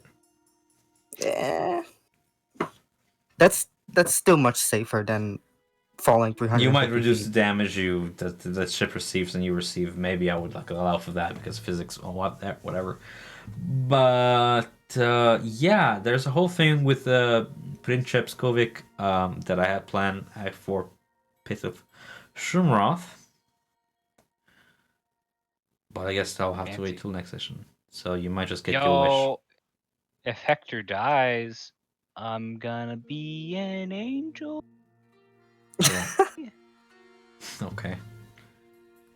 We have a talent of saying things out of context. No, besides me, nobody else knows what you're talking about. I feel like I'm the only one who, like, in the party who wouldn't have just accepted the deal. Honestly. Yeah. Like, if you gave that deal to anyone else, they would have just been like, okay. I don't have the will to do that, man. It would have been dead. We would have died. I'm making a Rod of Absorption handout right now, just so you have it in the game, in the Roll20 of Absorption. What, you made a handout? You don't have that power. I already have the stuff, like, on my character sheet. Like, okay, well, what if somebody else takes it? What if you die tomorrow and Bappo takes it? I don't know. Yeah, Tom was like, so, how soon do you want to be this new character? Like, I can just kill you, and I'm like, Nothing stopped me from, like, you know how you were fighting that Bone Devil? I know you aside from the fact that Erwin entered the fucking room, smited for over half its remaining health after you guys entered it. You guys were fighting it all last session too. Aside from the fact that he came in and almost one-shotted it, I would have been like, you know what just happened to Levi? Yeah, that happened to Hector. He just grabs you. You may or may not win the dexterity/strength save, but he grapples you and he'll keep trying to do that till he does. And then he flies up 30 feet in the air. And what you're gonna do now? Wrestle with him while you're in the air? You're gonna drop down and whatever. So I was gonna be like, no, I would have just detonated the bomb. I'll throw you overboard. I would have just blew myself up. With what? Oh, with what? Pressing the button, killing everybody on board the ship? Yes. Oh my god. I had like spell slots and like things in mind for like if things got seriously dire, like if people were actually dying. But then you pulled Gargoth on me, and I was like, oh shit, like this is taking my this is distracting. Tom, that damn motherfucker's fucking me up. That was fun though. I enjoyed it. I like spicing things up, man. Like it's that +1 wisdom. Why is it not copying over a Rod of Absorption, you piece of shit? Hold on, let me drop it right into the thing. Right into the what? If you just drag it out into the board. It doesn't just drop into my journal. It doesn't work that way. Whack. See, with Aiden's mindset is just that he wants to. I thought it was make Eden, man. I told you in the Discord. It's Aiden now. It's Aiden now. I'm changing it now for the references. God damn it. And then I'm gonna look up the picture for it. I'm not famous yet. It doesn't matter. Nobody except you guys are confused. Like yeah, everybody was asking why you changed. While you were AFK, everybody was asking why you were. Why did you change your name? And I was like, because like when wizards become men, said, you know. Tom, you're a man now. Tom told me that wizards changed their name when they like invent their own new spells and stuff like that. So when I created it's also for like all right, divination communication between wizards. So like you form your own like identity kind of thing. That way you're not contacting some very rare shade of Daggerford. You're contacting the Aiden. Like I don't know. It's like Death Note. You have to think of the face and the name, and if it's like a singular name title, then it's easier. In my world, I don't know. I'm making up shit as we speak. Really, as you imagine that you open the book of names and they're all crossed out by one, and the last one is like just some absurd, impossible to pronounce thing. You would have gotten to the Pit of Shumrath if I didn't disconnect. I'm sorry, guys. I don't know what's up with my internet. So that's a rod of Rod of Absorption. I'm gonna put it now in under the magic item list under R. But that takes a 2 minutes. It's very rare, but I mean, like, you're not gonna sell it, so it doesn't matter its rarity. I'll look it up if need be.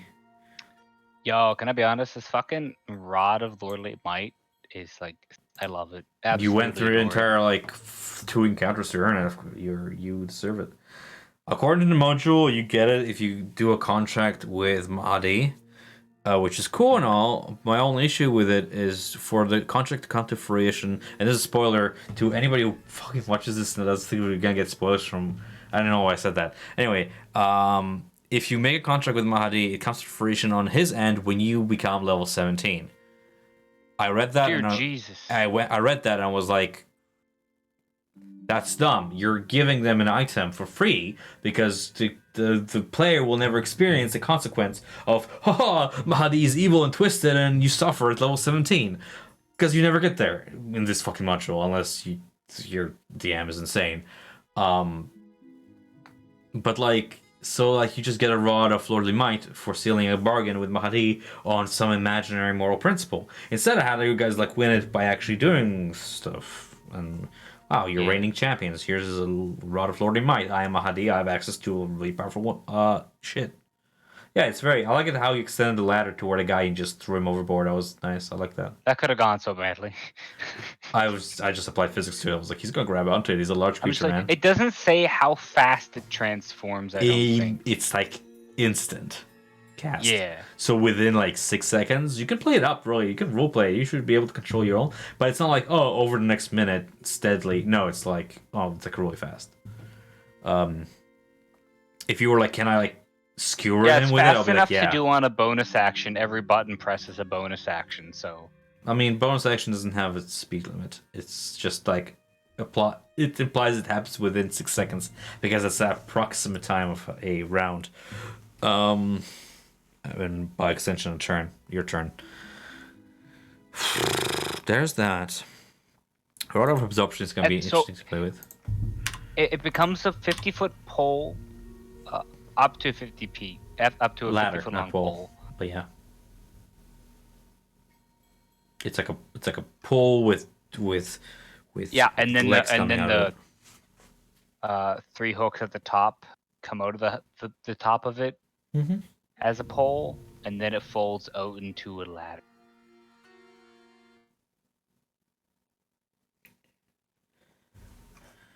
Okay, so unless you guys have any other questions, my internet is dying as slowly. I'm gonna cut the session before something happens, and this file too corrupts. Unfortunately, we lost 2 hours of the session, and that was really sad because that was kind of awesome. I don't have any But questions. The magic circle spell was my that was like my emergency plan for if I needed to deal with Gargoth, and it's like, well, I guess I don't need this anymore. But I have. how would it, that so work? You're wearing him. I could trap myself. What? You can. But that doesn't stop him from, You like- would trap yourself, but you're not protecting yourself. Yeah, it doesn't stop him from using magic and stuff. Yeah, it's not like an Go- anti-magic zone. It's a barrier. From the amulet, like I would be able to like prevent devils, from leaving the magic circle, and if he escapes from the amulet, he's like no longer conjoined to me, so I can just walk out of the circle. Oh, buddy, you think you can just entrap Gargoth, the peat fiend, in a magic circle?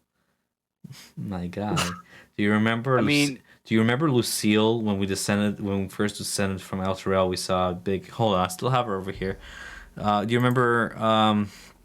Ooh, where is she? Where's my beauty? Battlefield. There it is. Is she on here? I think she is. Big. Oh, she's not. She's not even on here, because she cannot fit on the screen. Anyway, did I not? I think I posted in Discord then the Blood War picture I posted, where it was like a giant white demon, the devil rather. She's on the map. She's actually drawn on the map. And I was going to be like, you remember the size of that thing? right there. Yeah, that thing right there. You remember the size of that thing?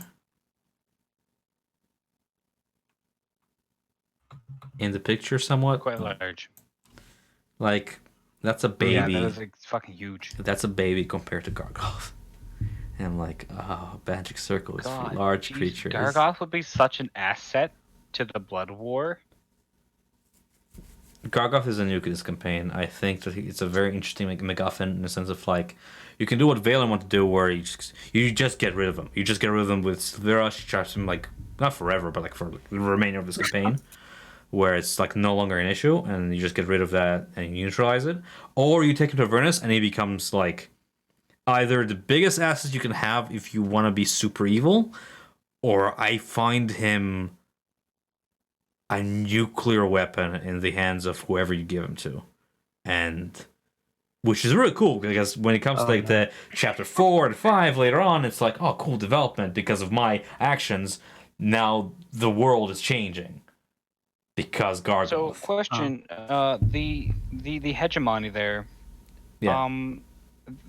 Are they fighting like the devils for like their independence and rule of Avernus, or what? So Shemeshka leads a force that's not even bound to Avernus. They're outsiders from Sigil, which is a realm in Hades, I believe. Point being, they're coming from their world of Gehenna and Hades into this world, trying to establish a majority. They're fighting everything while being very neutral about it. So far, they're acting as mercenaries to the best winning side, but you guys just handing them probably the answer they were looking for the longest time. So they're fighting. Shemeshka fights for herself. Shemeshka fights for like she's kind of like a warlord. She's not fighting for Zerial. She's not bound to Zerial. If anything, she's fighting for Mordenkainen. Okay, that answers my question because I'm like, I don't really want the demons to win because demons are pretty bad. If Mordenkainen said that part of his responsibility as this like overseer of fate was that the blood war never ends. Correct. So Aiden doesn't really have like any. So Aiden is not like worried that demons or that will win at any point because he knows that like because he knows that Mordecai will always keep the war going. Well, he'll try his best, right? I mean, that's it. So yeah. Like to answer the question of who is she fighting for is the best answer. That did answer my question. I probably should have asked Bappo first if he wants to use the shield, but the thing is, before when Valen first gave me the shield, like I offered like, hey, Hector, do you want to use this? Like anyone else want to use it, and nobody took it up. Bappo had a shield. Remember, he had in the first like 7 sessions. Never used it. You know, I think in the long run, it's probably best you came a hold of it. I think that would have gone underutilized in Bappo's hands. I think what we did is our campaign, it's our story, and what happens, and it's wonderful. Honestly, yeah. Every party plays this campaign differently, and this is a good story so far. Dynamic. Just for me to think more. I mean, this entire heist was not even in the module. Hunter and I just homebrewed something like an idea, and I just played it from there. The only thing that did not go according to what I wrote is Bitter Breath in the end, but I was like, listen, you guys blow up a ship in his face. Either he dies now, or you guys fight him, and his weakened state with his crew yeeting out, and you kill him anyway. So I was like, let's hurry this up and just kind of. That would be the most one-sided fight in all of fights ever. It's like I don't add anything to this campaign by having him struggle against you guys. He's gonna try to run away. You guys are gonna either kill him for the reward or let him go, and this whole thing was for naught. So I was just like, I'm not adding anything to this campaign. So let's just be like, I can be like, wow, with a combined mind of the soul engine and all those souls sparking out and that fucking explosion with ichor and a collapse and everything, he just dies. I just want you guys. I would have survived that, by the way. See, that's what I don't like. First of all, no, because it's different for you than it is for him. No, actually, I have resistance to all damage, but psychic, I would have taken less damage. Okay. See, Aiden's mindset is just that he's trying to make use of any tool available to him in order to achieve his goals. And so when Gargoth basically just like broke up with him, he was like, all right, then I have no use for you. What is your goal, like in the long run, apart from being like a wizard? So wizardy things, but like, what's your goal? So this is not something that we're ever gonna do in game because like I imagine the campaign ends like I'll have after- an epilogue that can go on for years. Like, oh, where are they now? And then I can go on for like 50 years. So, But so yeah. basically, after we return El Terrell to like the material world and everything is fine as it should be, Aiden is gonna return to his life as a patriarch, as a politician within Baldur's Gate. We're going to immediately see like an influx of the refugees that were in Baldur's Gate like returning to their homes in El Terrell, which is gonna increase morale within both cities. And then Wow. Yes. yes, and with Yeah, it's both gonna be. cities Yeah, now, this is with all gonna both be in this cities, campaign. If you succeed, I'm gonna include it, of course. yeah, It's and your story. with both cities now there and like working together again, like with it amongst trade and stuff and prospering, both Baldur's Gate and El Terrell are going to mutually benefit Yeah, and you can from use your each other. hero as the hero of El Terrell, and Oh yeah, he's gonna and use like he's gonna use the fact that he had a major impact in returning El Terrell to the material plane as like a leverage to gain political power. such a noble. Did anybody fall unconscious during these two last sessions? I don't think so. No. No, one of you did. One of you did. One of you did.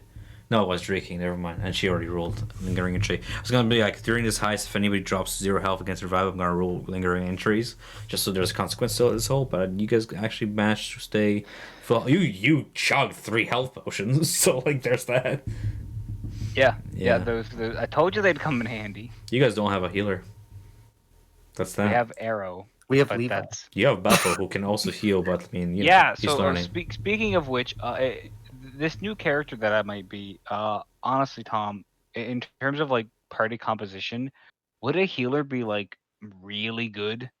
Because I've been debating on that, and I'm not sure. There will be. I will be able to throw what I want to throw at you guys going forward, and not worry about.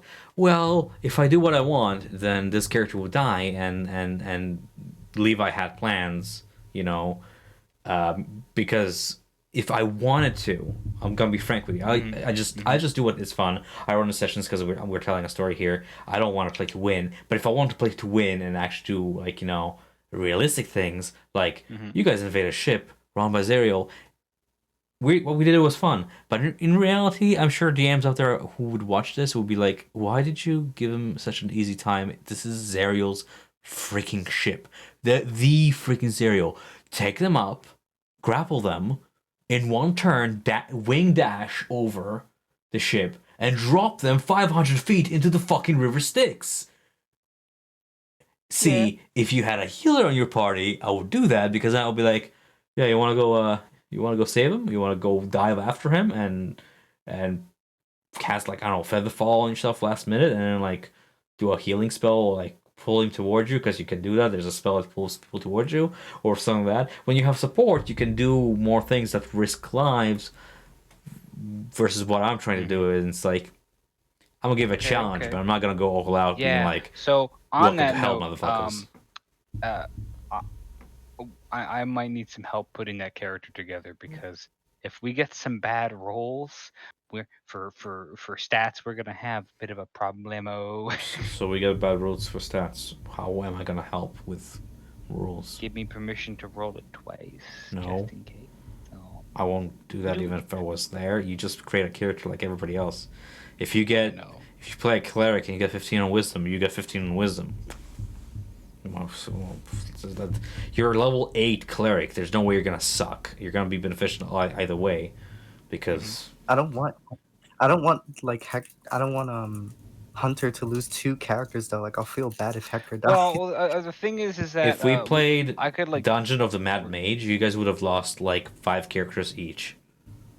Some D&D campaigns are literally like you just make experiments, you play them for like 2 levels and then they just die because that's how hard the game actually is if a DM is playing like realistic environments. Like welcome to hell, motherfuckers. There's a Baylor. Go ahead and fight him.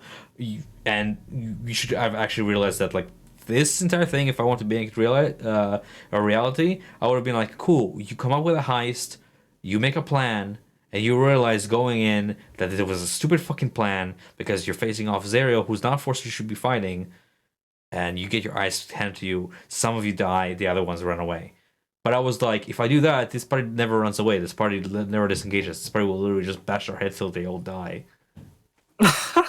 So I was like, how's that Or fun? you know, get trapped in a corner with no movement and no one to help you out of the Exactly. corner. And I wasn't even throwing my everything at you. I was just playing Bone Devils the way they are like on like, oh, this is how you should play them when they're like level 5. You know, like when they're level 5, introduce the spear. Don't even introduce the AoE attacks they have or anything, because that's too harsh for level 5. So I'm like, bitch, they're level 8. I can't introduce that. I'll wipe them out if I fucking fight them the way they're supposed to be fought, and flying creatures who can take 3 attacks per action. If it wasn't for Erwin entering there, I'm pretty sure Erwin would. I'm pretty sure you would have died. I'm pretty sure Hector Yes. would have ate it. I think everyone in that room would have died. Yeah.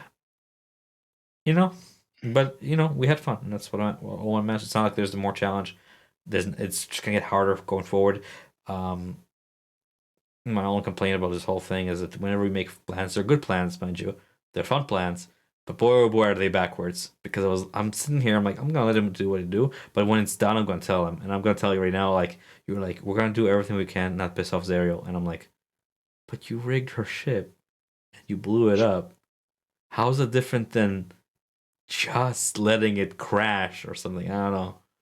It's cooler. That's how. Bailing out on parachutes while it crashes to the ground. I'm like, you guys took a guy prisoner, and we're like, I'll allow it, I guess. Why do you want to like redeem Zerial, by the way? Or what is it exactly Who? you're hoping? Hector. Oh, Well, it's possible.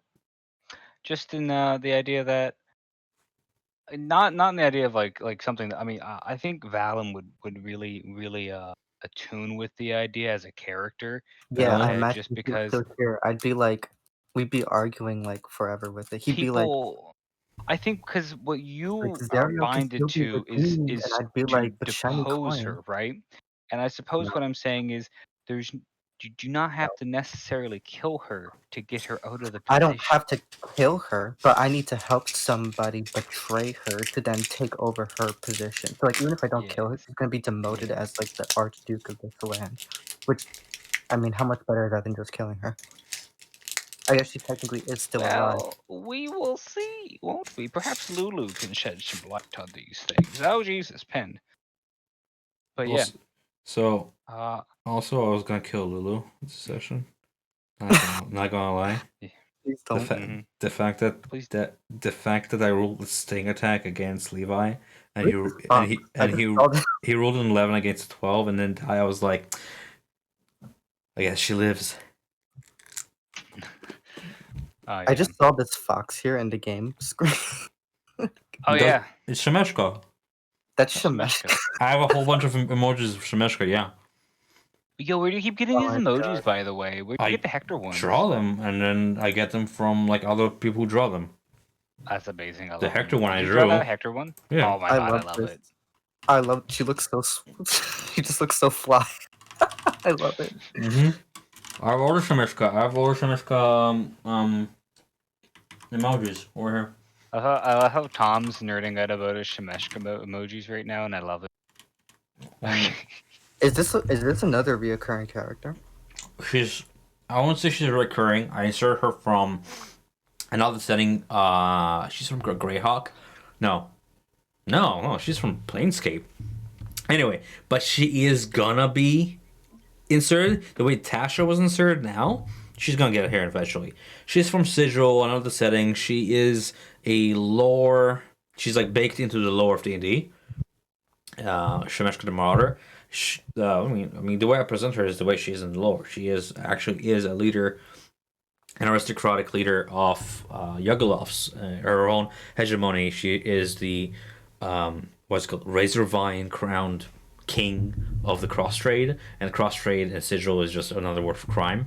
So she's a crime princess. I call her king and princess because they don't have actual gender. She just identifies as she because lore, and a person who originally played her, but Yuggolovs don't have gender, so it's really fun to just give them titles. But anyways, no, she's actually canon. And I don't know if she's recurring. That's kind of more up to the DM, really. Morgan Kainen is 100% recurring because he's actually written into other modules where like, oh, you go and you encounter this wizard and it turns out to be Morgan Kainen, and if you know of him.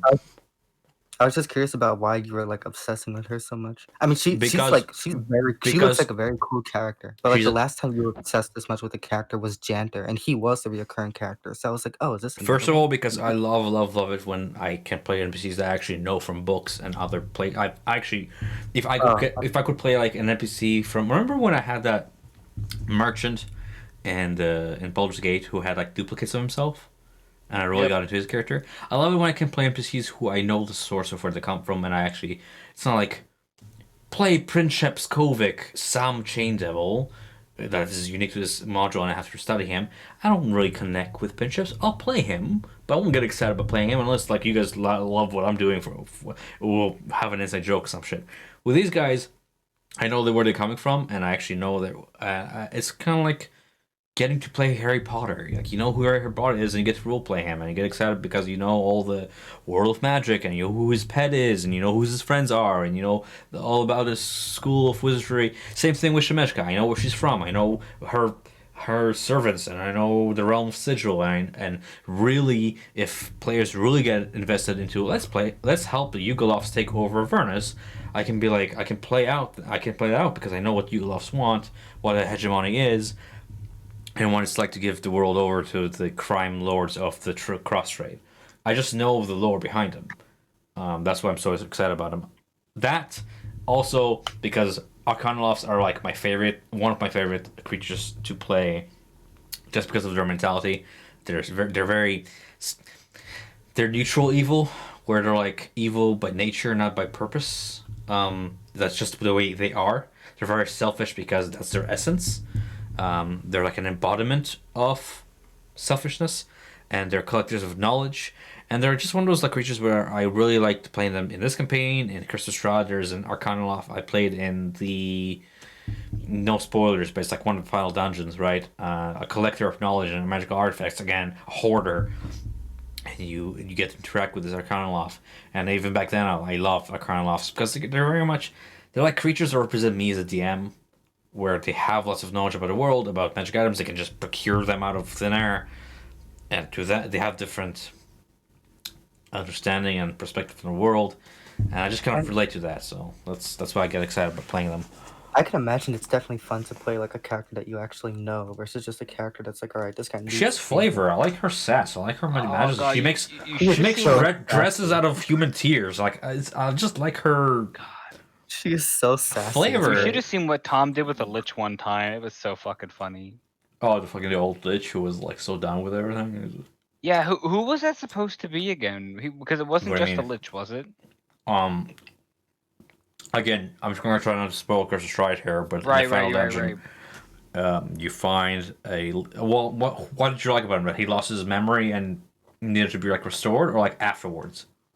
Like both. He was like that, and he was kind of chill. So like when they found him, he was absolutely like memory wiped. Like we're talking about like super senile, but still functioning. And that was just funny. That was, who are you? What are you doing here? We've been talking for like 20 minutes. Who are you? Whatever. But like then the restored his mind, and he was all this like, oh, let me show you my house. Don't mind the skeletons or whatever. I don't even remember. You'll have to go back to the videos and watch that. But I like flavorful characters, and I sometimes I'll be like, well, this character's gonna be here around for a while, like Mad Maggie is here for a while. I'm trying to add like little bits, like with her talking to her like coven, because here's the thing with hags, if you didn't know before. So hags come in threes. If there's one hag, she's very weak. If there's two, just not enough. If there's three, it's perfect. If there's if there's four of them, that means trouble. They're gonna fight each other till one of them dies. Hags always come in threes. 3 hags make a coven. When 3 hags have a coven, they're super powerful. They have more spells, and they're just more in tune with the world. And it's just something out of legend, like that. The 3 hags with the one eye that you see in like Hercules. Same thing. Actually, Mad Maggie has the exact same item. and other hags have the exact same item. They have hearthstones, they have soul bags, they have eyes that you can spy on, and it's always that one eye to share between the three of them. It's very baked into the lore, right? Mad Maggie, I want to show off why she's called Mad Maggie in this session, because I don't feel like it did when we did Knucklebone. We did kind of a fun bit where she was more useful than mad, but she's still mad. Like, she'll talk to her sisters that she calls the skulls she's carrying around, because that's her actual coven. Whack. I like flavorful characters. I like expressing them. I love Mad Maggie. I don't like characters that don't matter. Like, older Ravenguard doesn't matter to me. You know, he can be an interesting central figure, but like he was always in the background. It's like, oh, he'll run Elturel while you guys are gone. Unless anybody's really interested in Torm or like the story of, I don't fucking even know, Flaming Fist. We are careless Well, about that's like City Guard, though, right? No, it's like a mercenary group that doesn't abide the law, and they're borderline criminals. The Flaming Fists are the guys who are like beating up citizens while you guys were in Baldur's Gate. They're the perfect police for Baldur's Gate because that city is so full of just crap, just sin. And Yeah.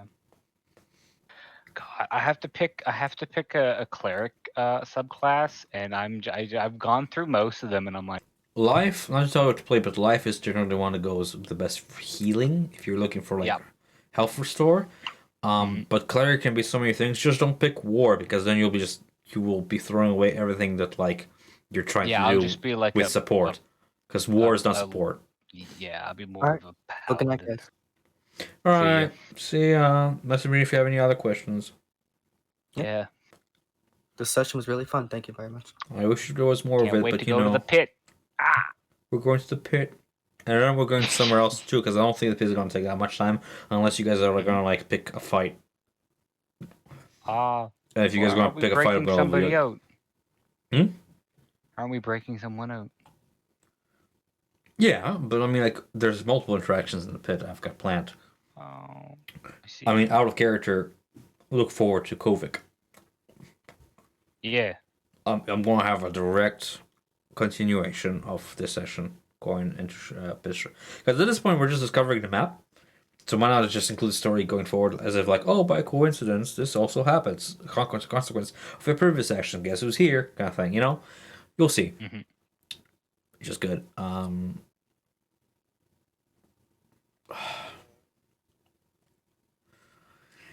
But yeah. Yeah. Anyways. I like Shemeshka. I like her sass. I like her attitude. I love it. That little like tear necklace. That was pretty slick. He's like a sure recurrent character. She can be with me because I can literally be like next campaign. She like you guys play in a material realm and you walk to the city and it's taken over by her because like Arcana Lofts are all about knowledge, but she's like I even gave her a title where she's like not just an Arcana Loft, but she's like the king of kings of Arcana Lofts. Ravasta, they're called, which is a creature from 3rd edition, but you know, whatever. But anyway, I can go on about this for like hours, but I feel like I'm keeping you up to 12:30 right now for you, and I need to cut this recording because it's been recording this entire time. Oh so no! You know, whatever. I've got to say we lost 2 hours of session. Yeah. But spilt milk. Mm-hmm. Anyway, bye. Session.